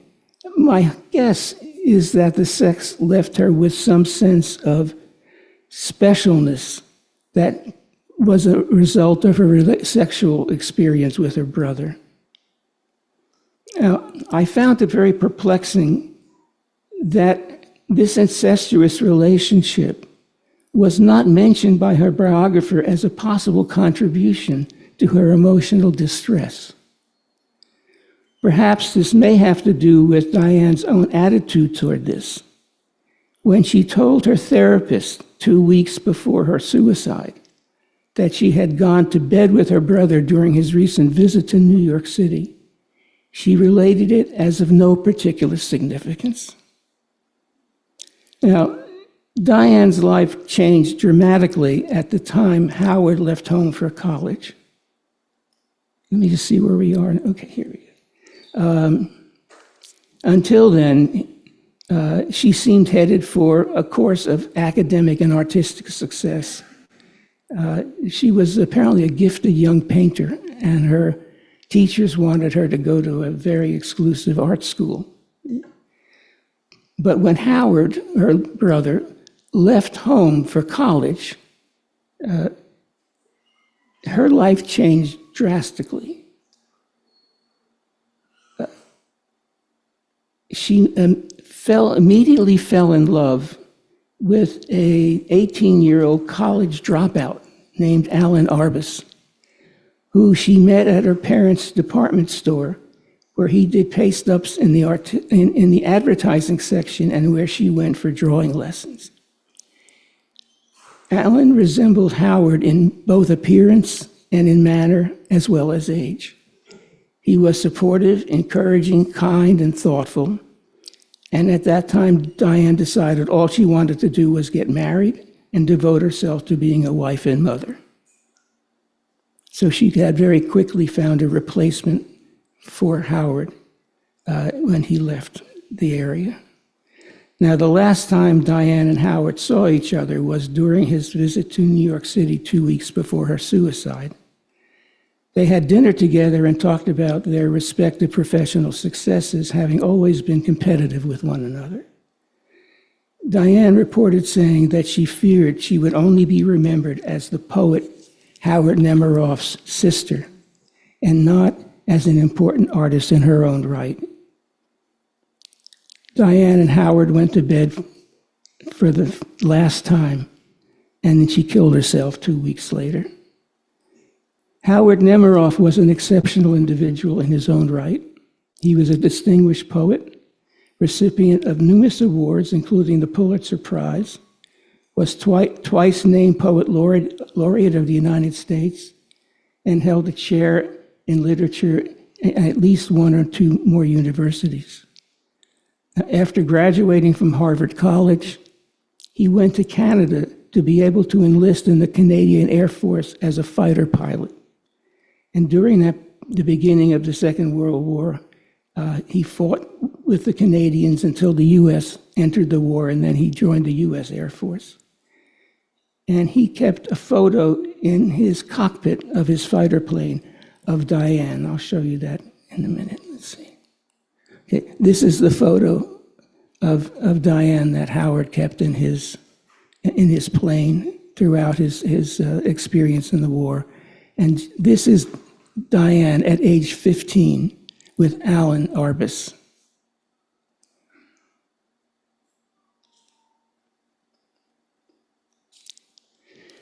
Now, Diane's interest in photography began when her husband, Alan, gave her a camera as a wedding gift to replace her passion for painting, which she had abandoned when she suddenly decided to marry him. She started her career as a professional photographer in partnership with him, the two of them doing fashion shoots for major magazines such as Vogue, Glamour, and 17. She found the work unfulfilling, in part because she was relegated to being the producer, choosing the theme for the shoot, managing the administrative details, making sure the clothes draped just right, while her husband did all the photography. After 10 years, she suddenly left the partnership and her marriage in pursuit of becoming a photographer on her own. Now, she studied with two of the most revered women photographers at the time, Bernice Abbott and Lisette Modell, who encouraged her to find her own sort of photographic voice and her own style, which she did in spades. In her lifetime, she was the recipient of numerous awards, including 2 Guggenheim Fellowships, participation in a major 3-person exhibit at the Museum of Modern Art entitled New Documents with Gary Winogrand and Lee Friedlander. And the year after her death, she became the first photographer to be included in the Venice Biennale. And retrospective exhibitions of her work in subsequent years were seen by millions of viewers around the world. And in 1986, she was inducted into the International Photography Hall of Fame Museum. And a 2001-2004 Aperture monograph called Diane Arbus, it was selected as one of the most important photo books in history. Now, in contrast to her childhood years spent in wealth and luxury, Diane lived with financial anxiety throughout her adult life. Her husband took care of all of their financial matters during their marriage and continued to pay her bills and provide her with needed funds after their separation and divorce. Despite her success as a photographer, her works did not sell for much during her life, and she struggled to support herself through her photography. During her lifetime, there was really no market for collecting photographs as works of art, and her prints usually sold for about $100 or less. For example, the Metropolitan Museum of Art in New York offered her $75 each for 3 prints. And when she put together a special portfolio of a boxed set of 10 works that she printed and annotated herself and priced at $150, she only sold 4. The year after she died, one of those portfolios sold for $38,000. And in 2017, one of the posthumous editions sold for $792,000. The Museum of Modern Art purchased 20 of her photos, which are now valued in the millions. Now, her photographic style is described as direct and unadorned, a frontal portrait centered in a square format. Her pioneering use of flash and daylight isolated the subjects from the background and contributed to the photo's surreal quality. Unlike many street photographers who covertly snapped off photos at a distance, her method involved establishing a direct personal relationship with her subjects and asking their permission to be photographed. She was described as being somewhat childlike in appearance and non-threatening. But when I imagine this, I can see elements of seduction and manipulation with the subject, and that any possibility of any harmfulness or exploitation is not considered. And I think that my hypothesis, is that each of these encounters with the subject may have been a possible reenactment of her sexual experience, but turning the passive into active. Now, her work has been seen in contrasting ways as cruel and sadistic on the one hand and deeply empathic and respectful on the other. In her essay, Freak Show, Susan Sontag writes, quote, "The authority of Arbus's photographs comes from the contrast between their lacerating subject matter and their calm, matter-of-fact attentiveness. The quality of attention, the attention paid by the photographer, the attention paid by the subject to the act of being photographed, creates the moral theater of Arbus's straight-on contemplative portraits. Far from spying on freaks and pariahs, catching them unawares, the the photographer has gotten to know them, reassuring them so that they pose for her as calmly and stiffly as any Victorian notable sat for a studio portrait. A large part of the mystery of Arbus's photography lies in what the subjects knew about her, a large part of the mystery of Arbus's photographs lies in what they suggest might have been the subject's feeling about being photographed. Do they see themselves, the viewer wonders, like that? Do they know how grotesque they are? They don't seem to. Now, in his review in 1972 of a retrospective, Hilton Kramer stated that Arbus was, quote, "one of those figures as rare in the annals of photography as in the history of any other medium, who suddenly, by a daring leap into a territory formerly regarded as forbidden, alters the terms of the art she practiced. She completely wins us over not only to her pictures but to her people, because she has clearly come to feel something like love for them herself." I'm just right now going to go through a series of images so that you can get a sense of what her work was like.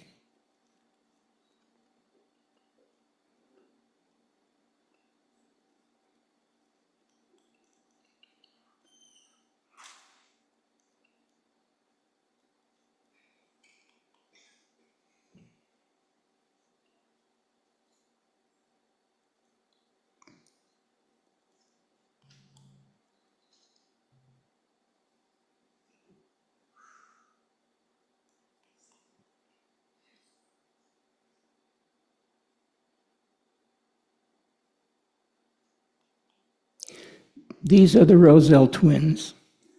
And if you look at the picture, the twin on the right looks quite happy, comfortable, with a public face. And the twin on the left looks disturbed. When the parents were asked years later what they thought of this photograph, they said they hated it. They felt it didn't look anything like their twins. She photographed at nudist camps, nude herself.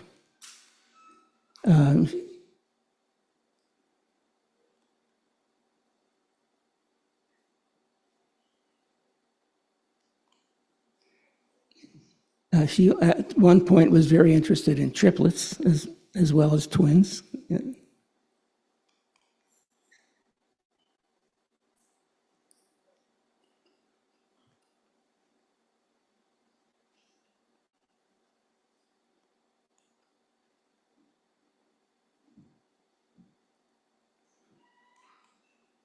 This is one of her iconic photographs. It's a boy with a toy hand grenade in Central Park. And he looks like he's ready to explode. And when he was asked as an adult what he remembered in terms of being photographed by her, he said, "She really understood me. She really knew how angry I was, and she brought it out."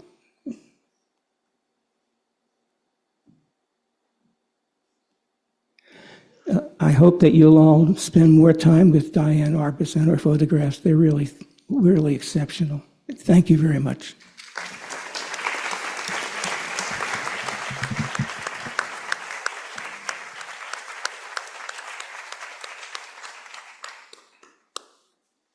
Thank you very much, Joe. Now,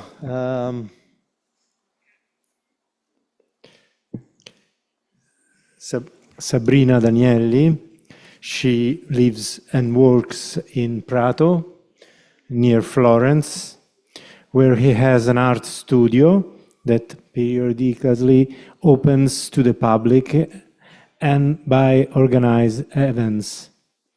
And she teaches in a state kindergarten.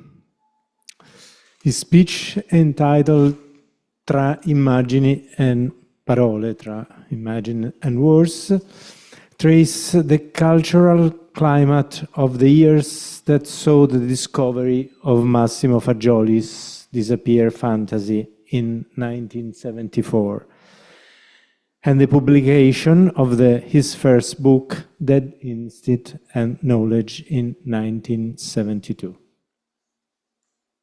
Grazie, Andrea. Sabrina.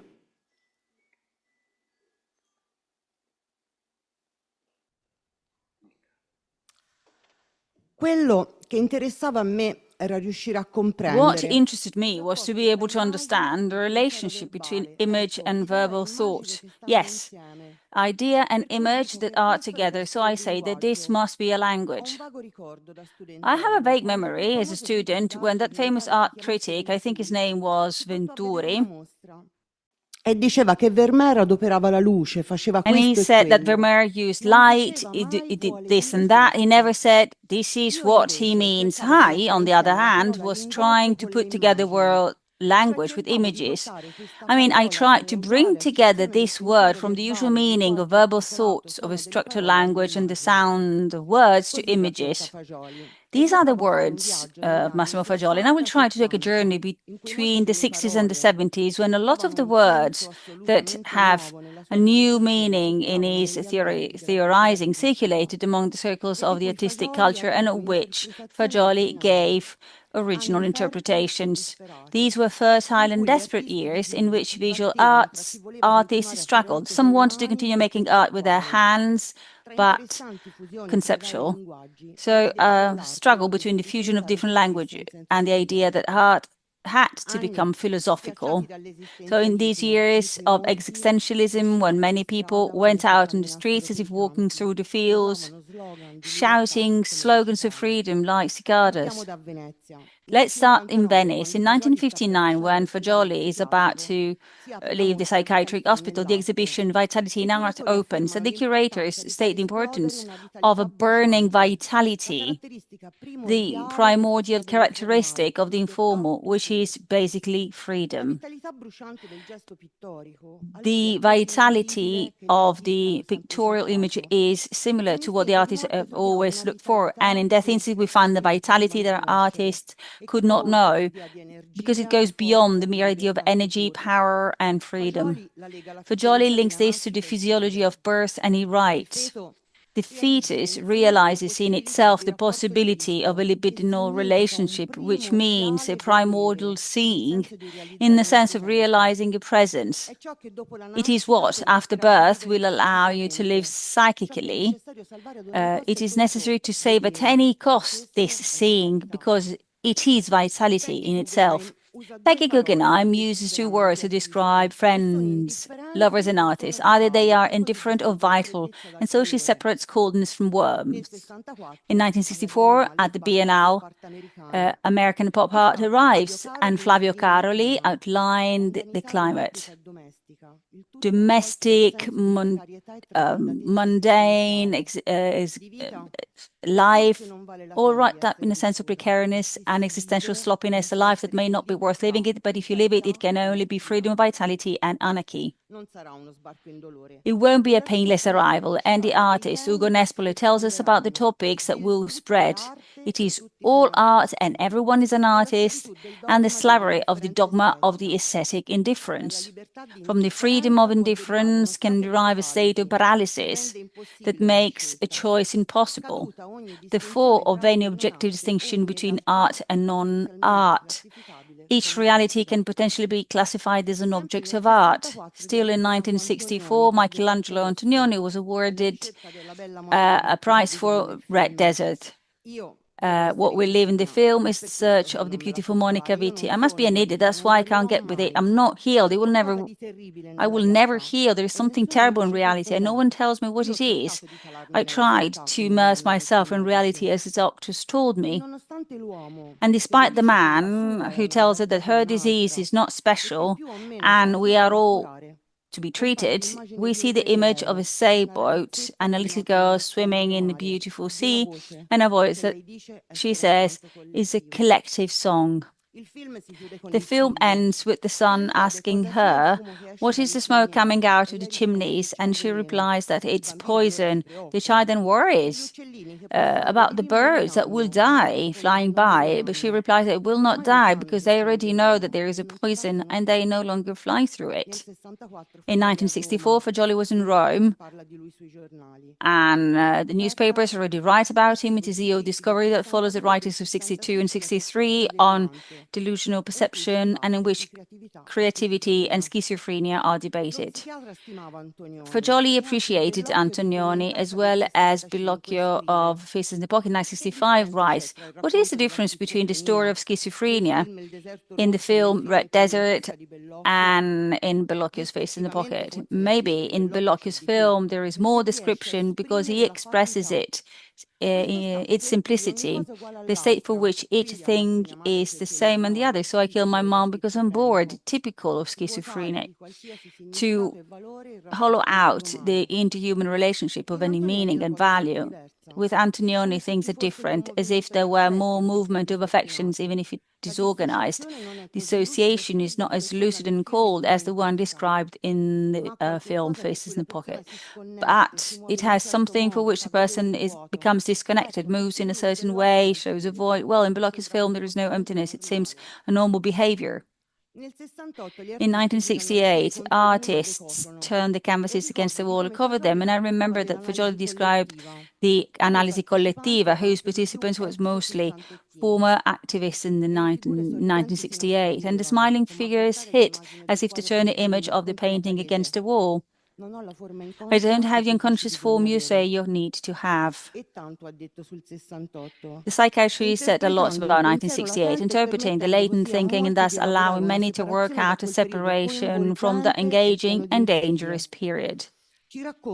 He tells us how a group of students had decided, as in a surrealist action, to make a nest like birds on a bell tower of the Borromini bell tower in Rome. It gives them the intuition of the attempt to represent that first year of life without words that we have all lived, and the rejection of a political abstract language which forces us to suffer for the inevitable failure of the rebellion that sees them chirping and finding new words, which is impossible. In 1970, while Fagioli was writing Death Instinct, the performer Vito Acconci punches his image in the mirror, injuring his hands. In February, Mark Roscoe had committed suicide. They found him in a large stain of that red he had painted so much. After years in which the discovery and its author had engaged in 1,000 forms of discussion with colleagues, patients, and even personal relationships without being crushed by attacks and conflicts, the pillar book to theory comes, and I quote, I waited for 6 years. I don't know if it was an analytical work, a way of treating. Yeah, what you asked me so many times, how did you do it? Now, let's see what happens. Shall I start using drugs? Shall I jump out the window? I have to do something. A year goes by, another goes by, I did nothing. So I thought, maybe I have to write. I was waiting for the black woman, the normal madness to arrive overnight. So one morning, waking up from a restless sleep, I would find myself transformed into a huge, disgusting insect. In 1972, the Italian provincia's name is entitled Work or Behavior. 1,000 butterflies are set free from a cage, while Gino De Dominicis exhibits a boy with Down syndrome. Fagioli writes, they lost the sensitivity that made them confused, but they found that lucid thinking that makes it clear how things work, the de-stress that was missing. It was missing because the human reality ordered by the mind commanded a human structured like the bricks of a house that had to stand upright and resist the cold wind of the words of others, who spoke without being able to love us. In attempting to represent what they did not remember, it was time to make the exhibition at the Venice Biennale by exhibiting to the public that poor men who did not have enough mind to think the empty concepts of the masters of philosophy, who had said that everything in the world is beautiful, as well as the scums of men and beasts. In 1969, Yannis Cunellis opened in Rome the exhibition of Fabio Sargentini. 12 horses are turned into art simply because they are in a gallery. But despite horses are associated with the feeling of energy and freedom, here they are tied with a statement made by the gallery owner in 2019. I like warm people. Cunellis had no emotional connections. I could not break through his heart and he in mine. I can't work with people who are so-called. Cunellis was cold. Sargentini said that in 1969 he had started an analysis because after the death of the artist and friend Pino Pascali, he had fallen into such deep depression that he had thought about suicide. With his therapist, Paolo Perrotti of the Italian Psychoanalytic Society, from which Fagioli would be expelled in 1976, he had organized a seminar on Duchamp's work, The Door. It was exhibited at the 1978 Biennale, being mistaken for a simple door and painted over by the workers.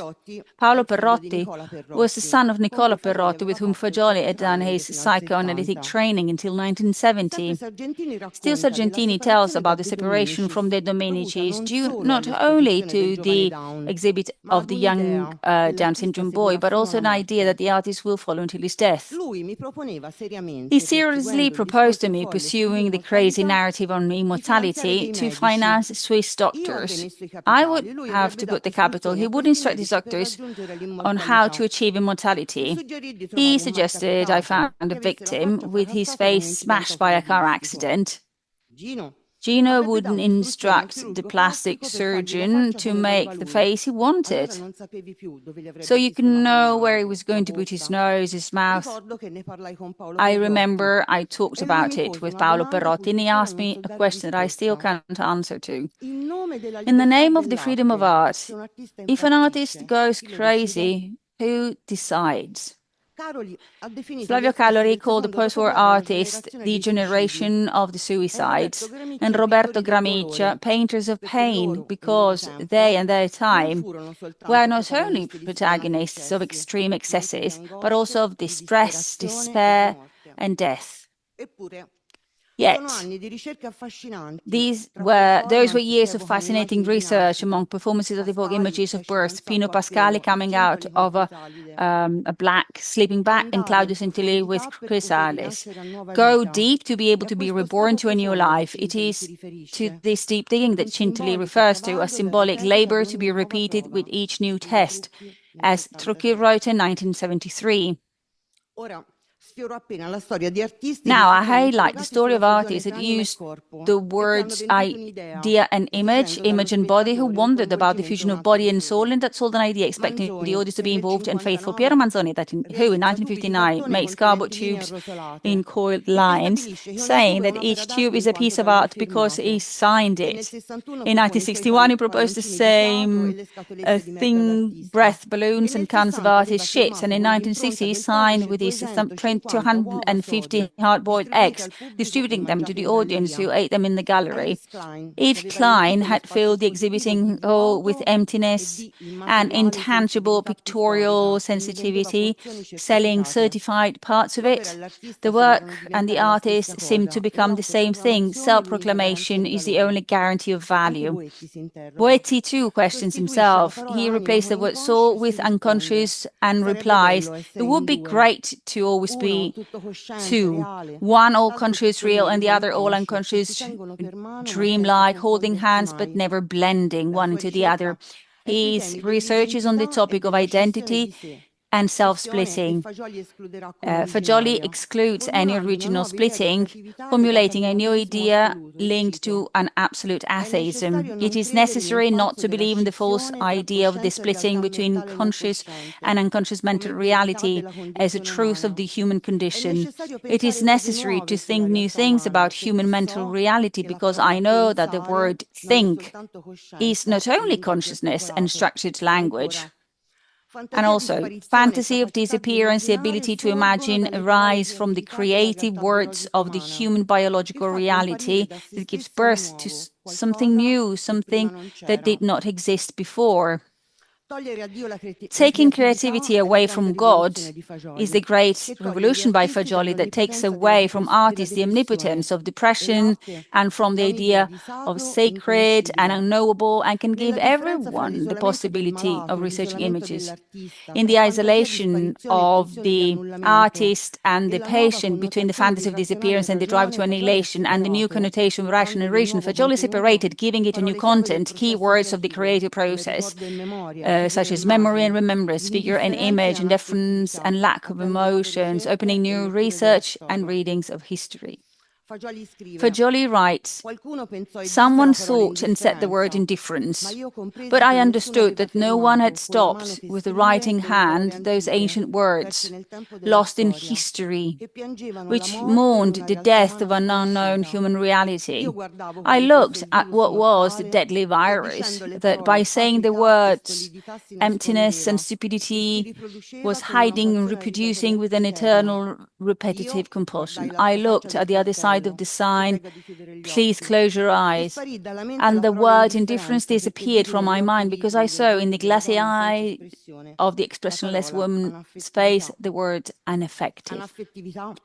Massimo Fagioli fought this non-affectivity throughout his life, opposing the sick thoughts of culture and treating the many patients of the analisi collettiva. That long history that Cito Maselli said that he had taken away in the 70s a large number of young people from the armed struggle and drugs. Thank you.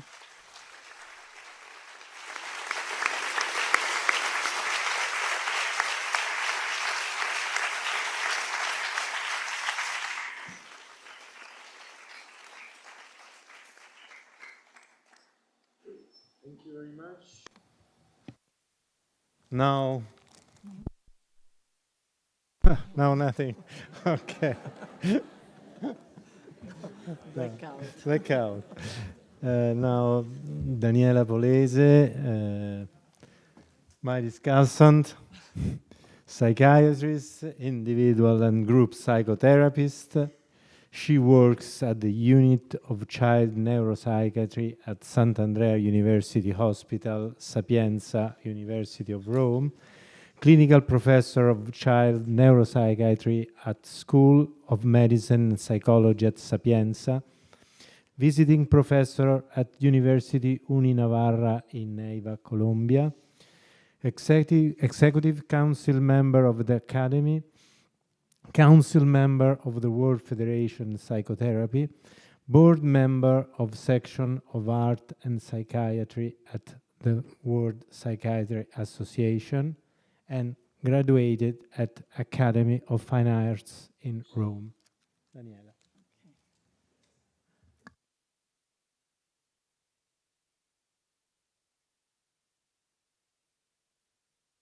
Pronto? Ecco.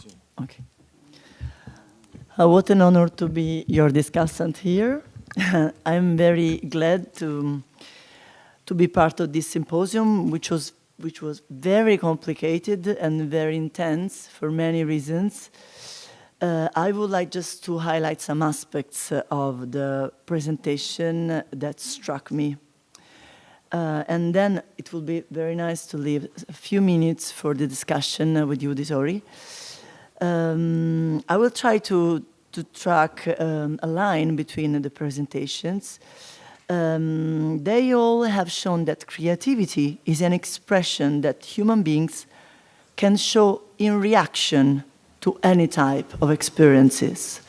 How the artistic process draws from individual affective resources in reaction also to negative experiences. And I remember that the human fulfillment, according to human birth theory, is the ongoing struggle against the negative in humanity. It is the no in face of what is violent and inhuman, is a refusal, 2 letters, no. It is the opposite of it is not, which is a negation, is instead something that alters and distorts the vital human reality. I can quote a very short citation from A Child, Woman and Transformation of Man by Fagioli about imagination. Imagination is real relationship with reality. It is the deep relationship that overcomes the mechanical relationship with material reality, a positivistic relationship. Is the only one, imagination, that allows the knowledge of latent reality, i.e. of psychic reality. And it must be said that a great imagination is needed to oppose this horrendous reality in which it is never clear how much stupidity prevails over violence or lies over complete confusion. And this is a criticism about the Freudian preconcept about art. The Freudian game is always the same. On the one hand, there is a total submission to the established order, to the most reactionary, patriarchal, constitutional order, and on the other hand, there is only and exclusively madness. At every even minimal hint of refusal of something, at every slightest need to change something, the diagnosis of madness was triggered. And I think this is very, very important for us just to consider how psychoanalysis can have conditioned arts and artists during years.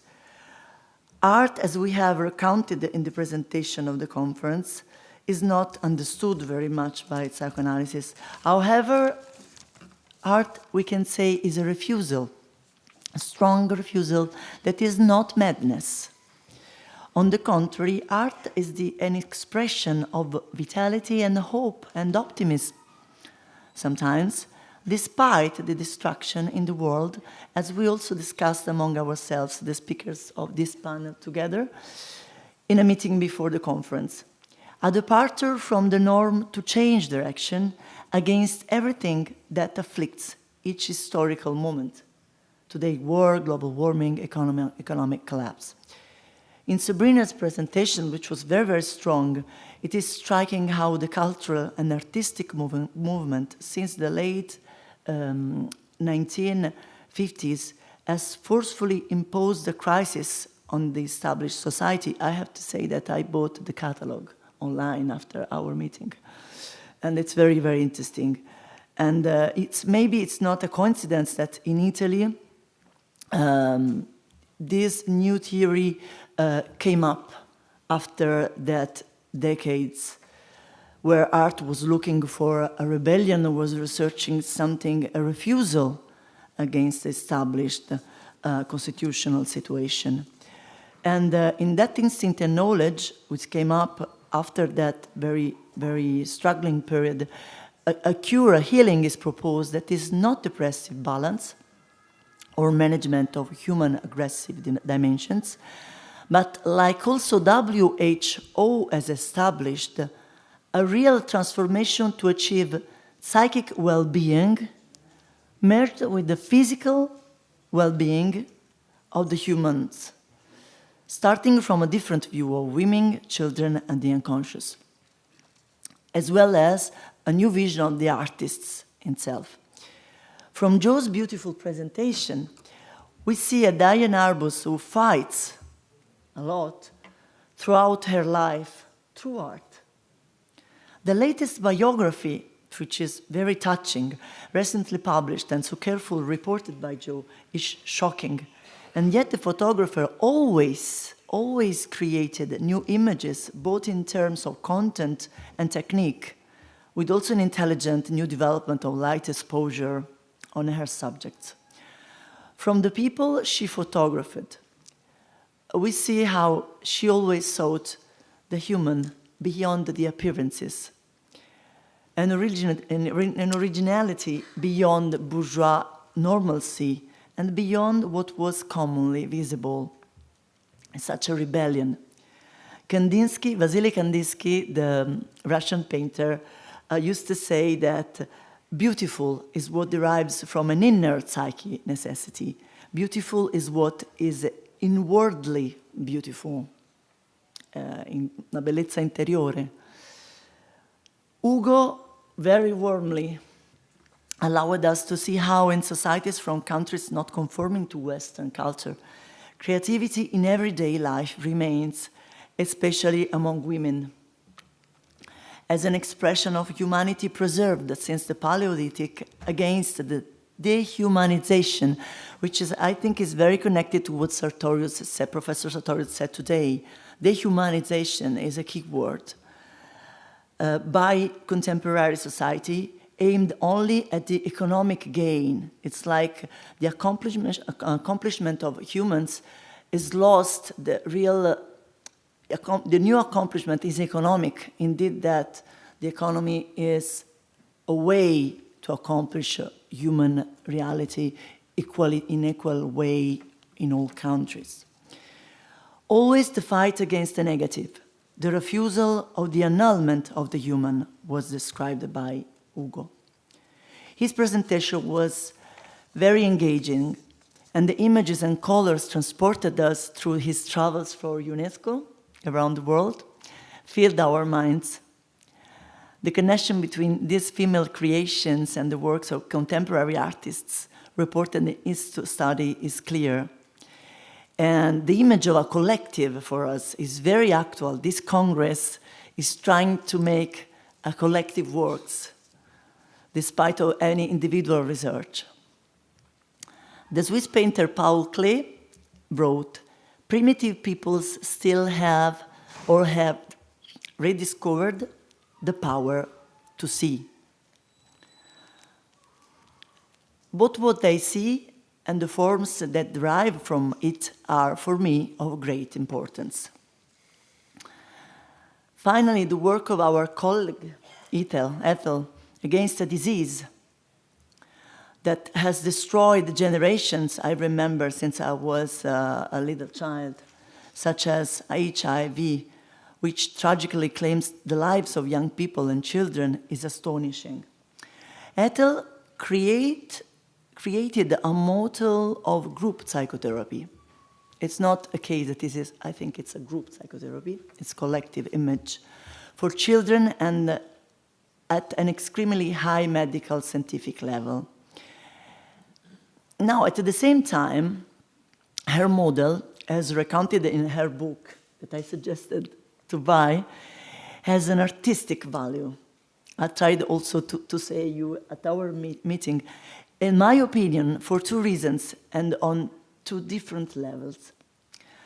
First, in its essence, as our colleague has created a therapeutic intervention with a language understandable to children that she has invented, involving the community, involving the leadership of the community. So it was like a collective new language. Secondly, for its concrete, creative reality, which recalls contemporary art because they made something materially, or artistic performances. She used objects such as balloons that burst, stones, flags, to express respectively anger, heaviness of depressive thoughts, and lightness of free thoughts, healthy thoughts. For its incredible originality, we have to mention that an article was written about Ethel in The Lancet. The title is Etheldreda, Nakimuli-Mpungu. I got it the name right. an innovator in mental health, because she had the strength, identity, and the courage to propose the use of a specific group psychotherapy instead of antidepressants as a first-line treatment for her patient population. Refusal, imagination, and creation. I think both artistic and therapeutic works should consist of these words. Thank you.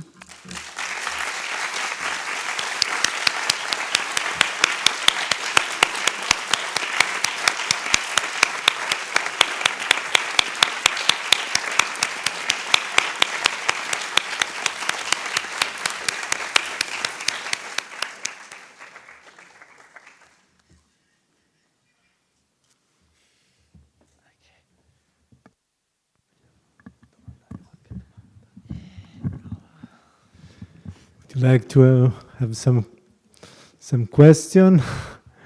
Maybe it's too late.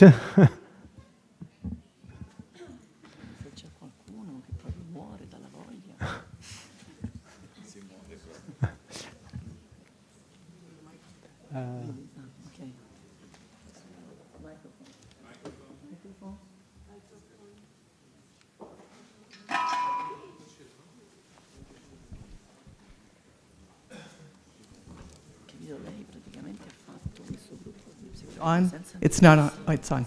Ethel, I wanted to say, Dr. Ethel, to thank you so much for the work that you did and for how you brought the community together to have a successful program. And my question for you is, how do you maintain and sustain that program? Are you able to get funding so that you can continue to do this in the community? And I'd really appreciate any wisdom you can give me about that issue. Thank you.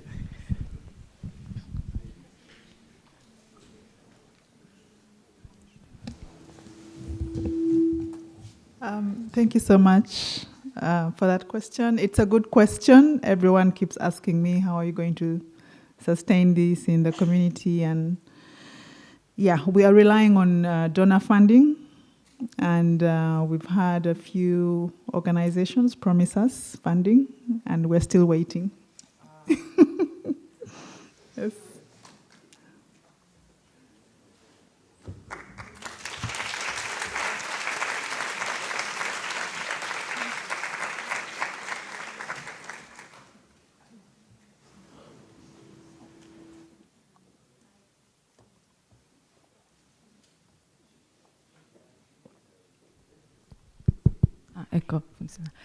I have a question because since the beginning of the day, I've heard that art could not heal. I don't know if it's the correct word, to curare, so heal. And now, before, during the day, I also heard that sometimes artistic objects or artistic language can help people who don't have the words to express something. And now we see a nice example of how art can be a way of making therapy.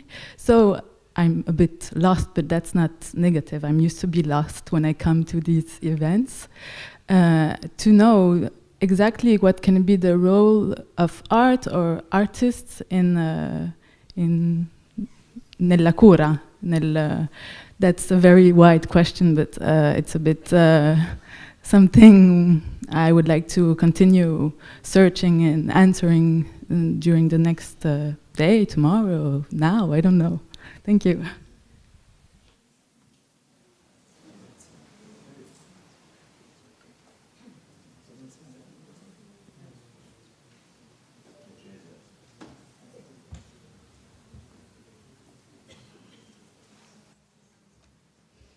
Thank you. I will not attempt to answer your question, but I would suggest that you substitute the word art with creativity and think as creativity as the broader concept and art as something that is specific under the umbrella of creativity. Which brings me to the comment or the question that you made, Maureen, about Ethel's work. I'm one of Ethel's biggest fans in the world. And part of her creativity in administering her services is that people may not be aware that there are very few psychiatrists in Uganda, very, very few mental health professionals. And she has managed to reach thousands of patients, adults and now children. How do you do this? Well, her creative model has to do with what we call in public health, or we used to call, I don't know what is the contemporary term, task shifting, where she trains healthcare workers who then train community volunteers to then conduct the group psychotherapy.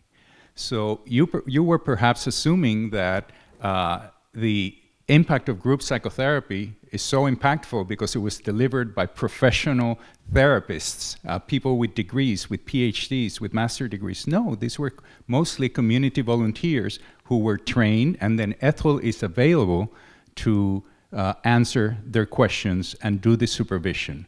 So it's almost like magic, and it is the magic that we see in creativity. And it is the work that I remember in the 1980s when in oncology, clinicians got so excited with the impact of group psychotherapy in cancer survival, for example. The work in California, where women with metastatic breast cancer were living twice as longer if they attended group psychotherapy compared to those who were receiving treatment as usual. And I always wondered, why can't this be done with HIV ever since the 1980s? And it took that long, and it took you, to be able to do this really elegant research. So thank you. Joe, I hope it's okay that I continue to make comments. Joe, I had just a thought about the twins. Once you get over the grotesque aspect on the surface of these photographs, my reaction was one of profound sadness and empathy. The photographs really drew me in particular her fascination with the twins and the triplets.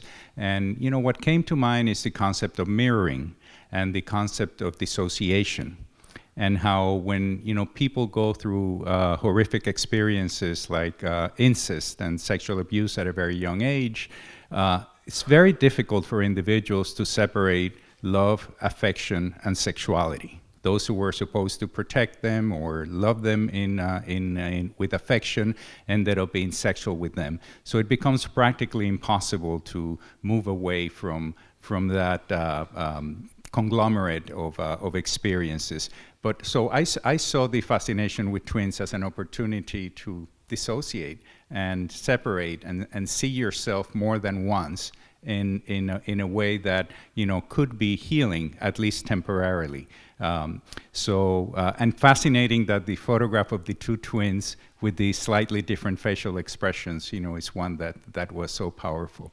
And Hugo, I want to make a comment.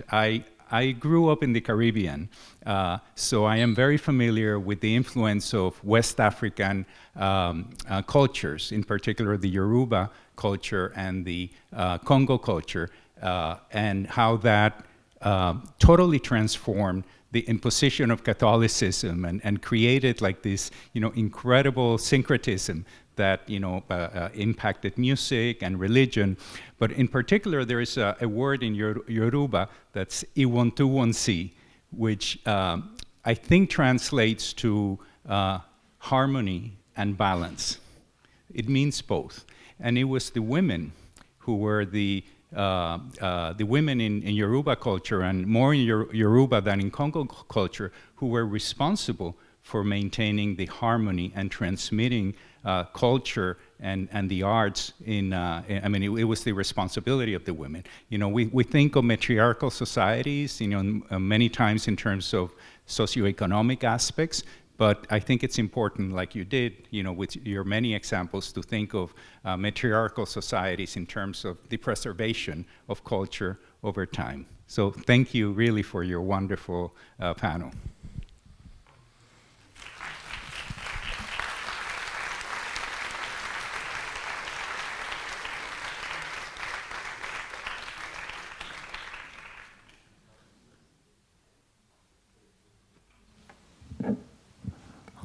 I just want to tell a very brief story to answer a little bit to your question, which was very, very interesting. At the end of the day, it was like, okay, we were wrong because we confused people instead of telling something new. But at the Academy of Fine Arts in Rome, there was a course called Art Therapy, and Marcella Fagioli became the teacher of this course. And I remember that I told her, oh, that's so nice that now we are teaching at the course of art therapy. How will you do? And she answered, wait, the name of the course has changed. It's not art therapy anymore. It's transformed, it changed into art for therapy. That's totally different, just for one word in the middle.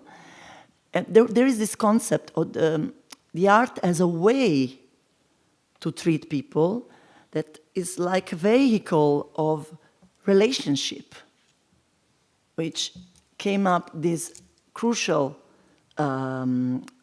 topic in psychotherapy. We always have relationship, even for the placebo effects. For example, in studies about placebo, it's the relationship which is very powerful, especially at an unconscious level. So we can distinguish art for therapy from art, in the sense as Cesar told, but there is an art which can help. It also, only because there is a deep therapeutic relationship between human beings.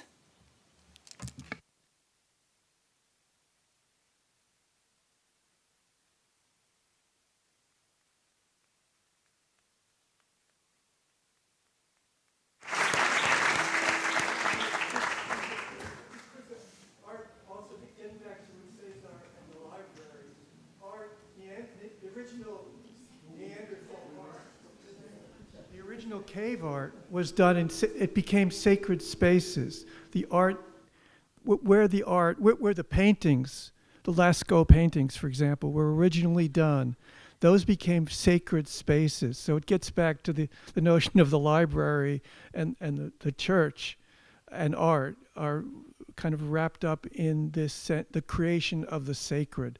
So art creates, it does lead to change, art for therapy, but art also as a sacred kind of transition or space.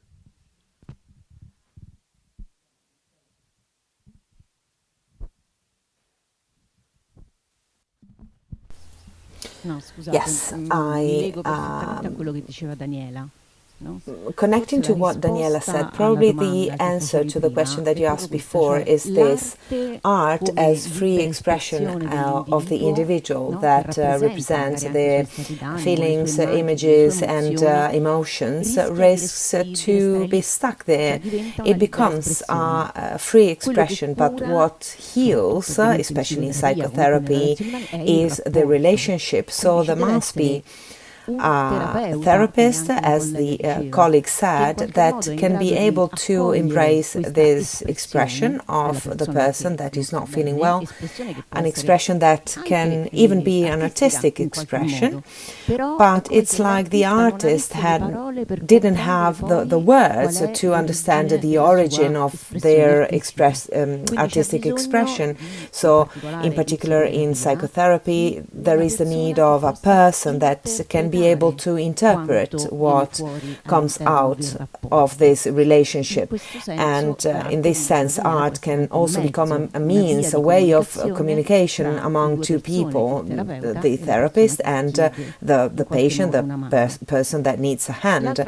And the other thing that I wanted to say, which is a little bit more complex actually, but interpretation is not only an explanation or an understanding.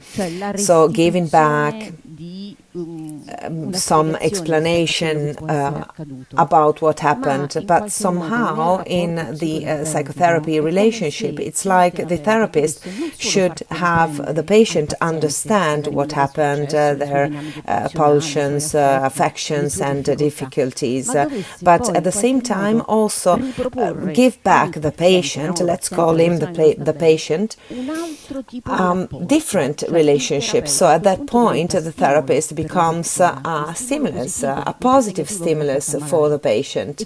And therefore, therapists give them understanding and allow them to create a new relationship that is not pathological as the relationship at the beginning.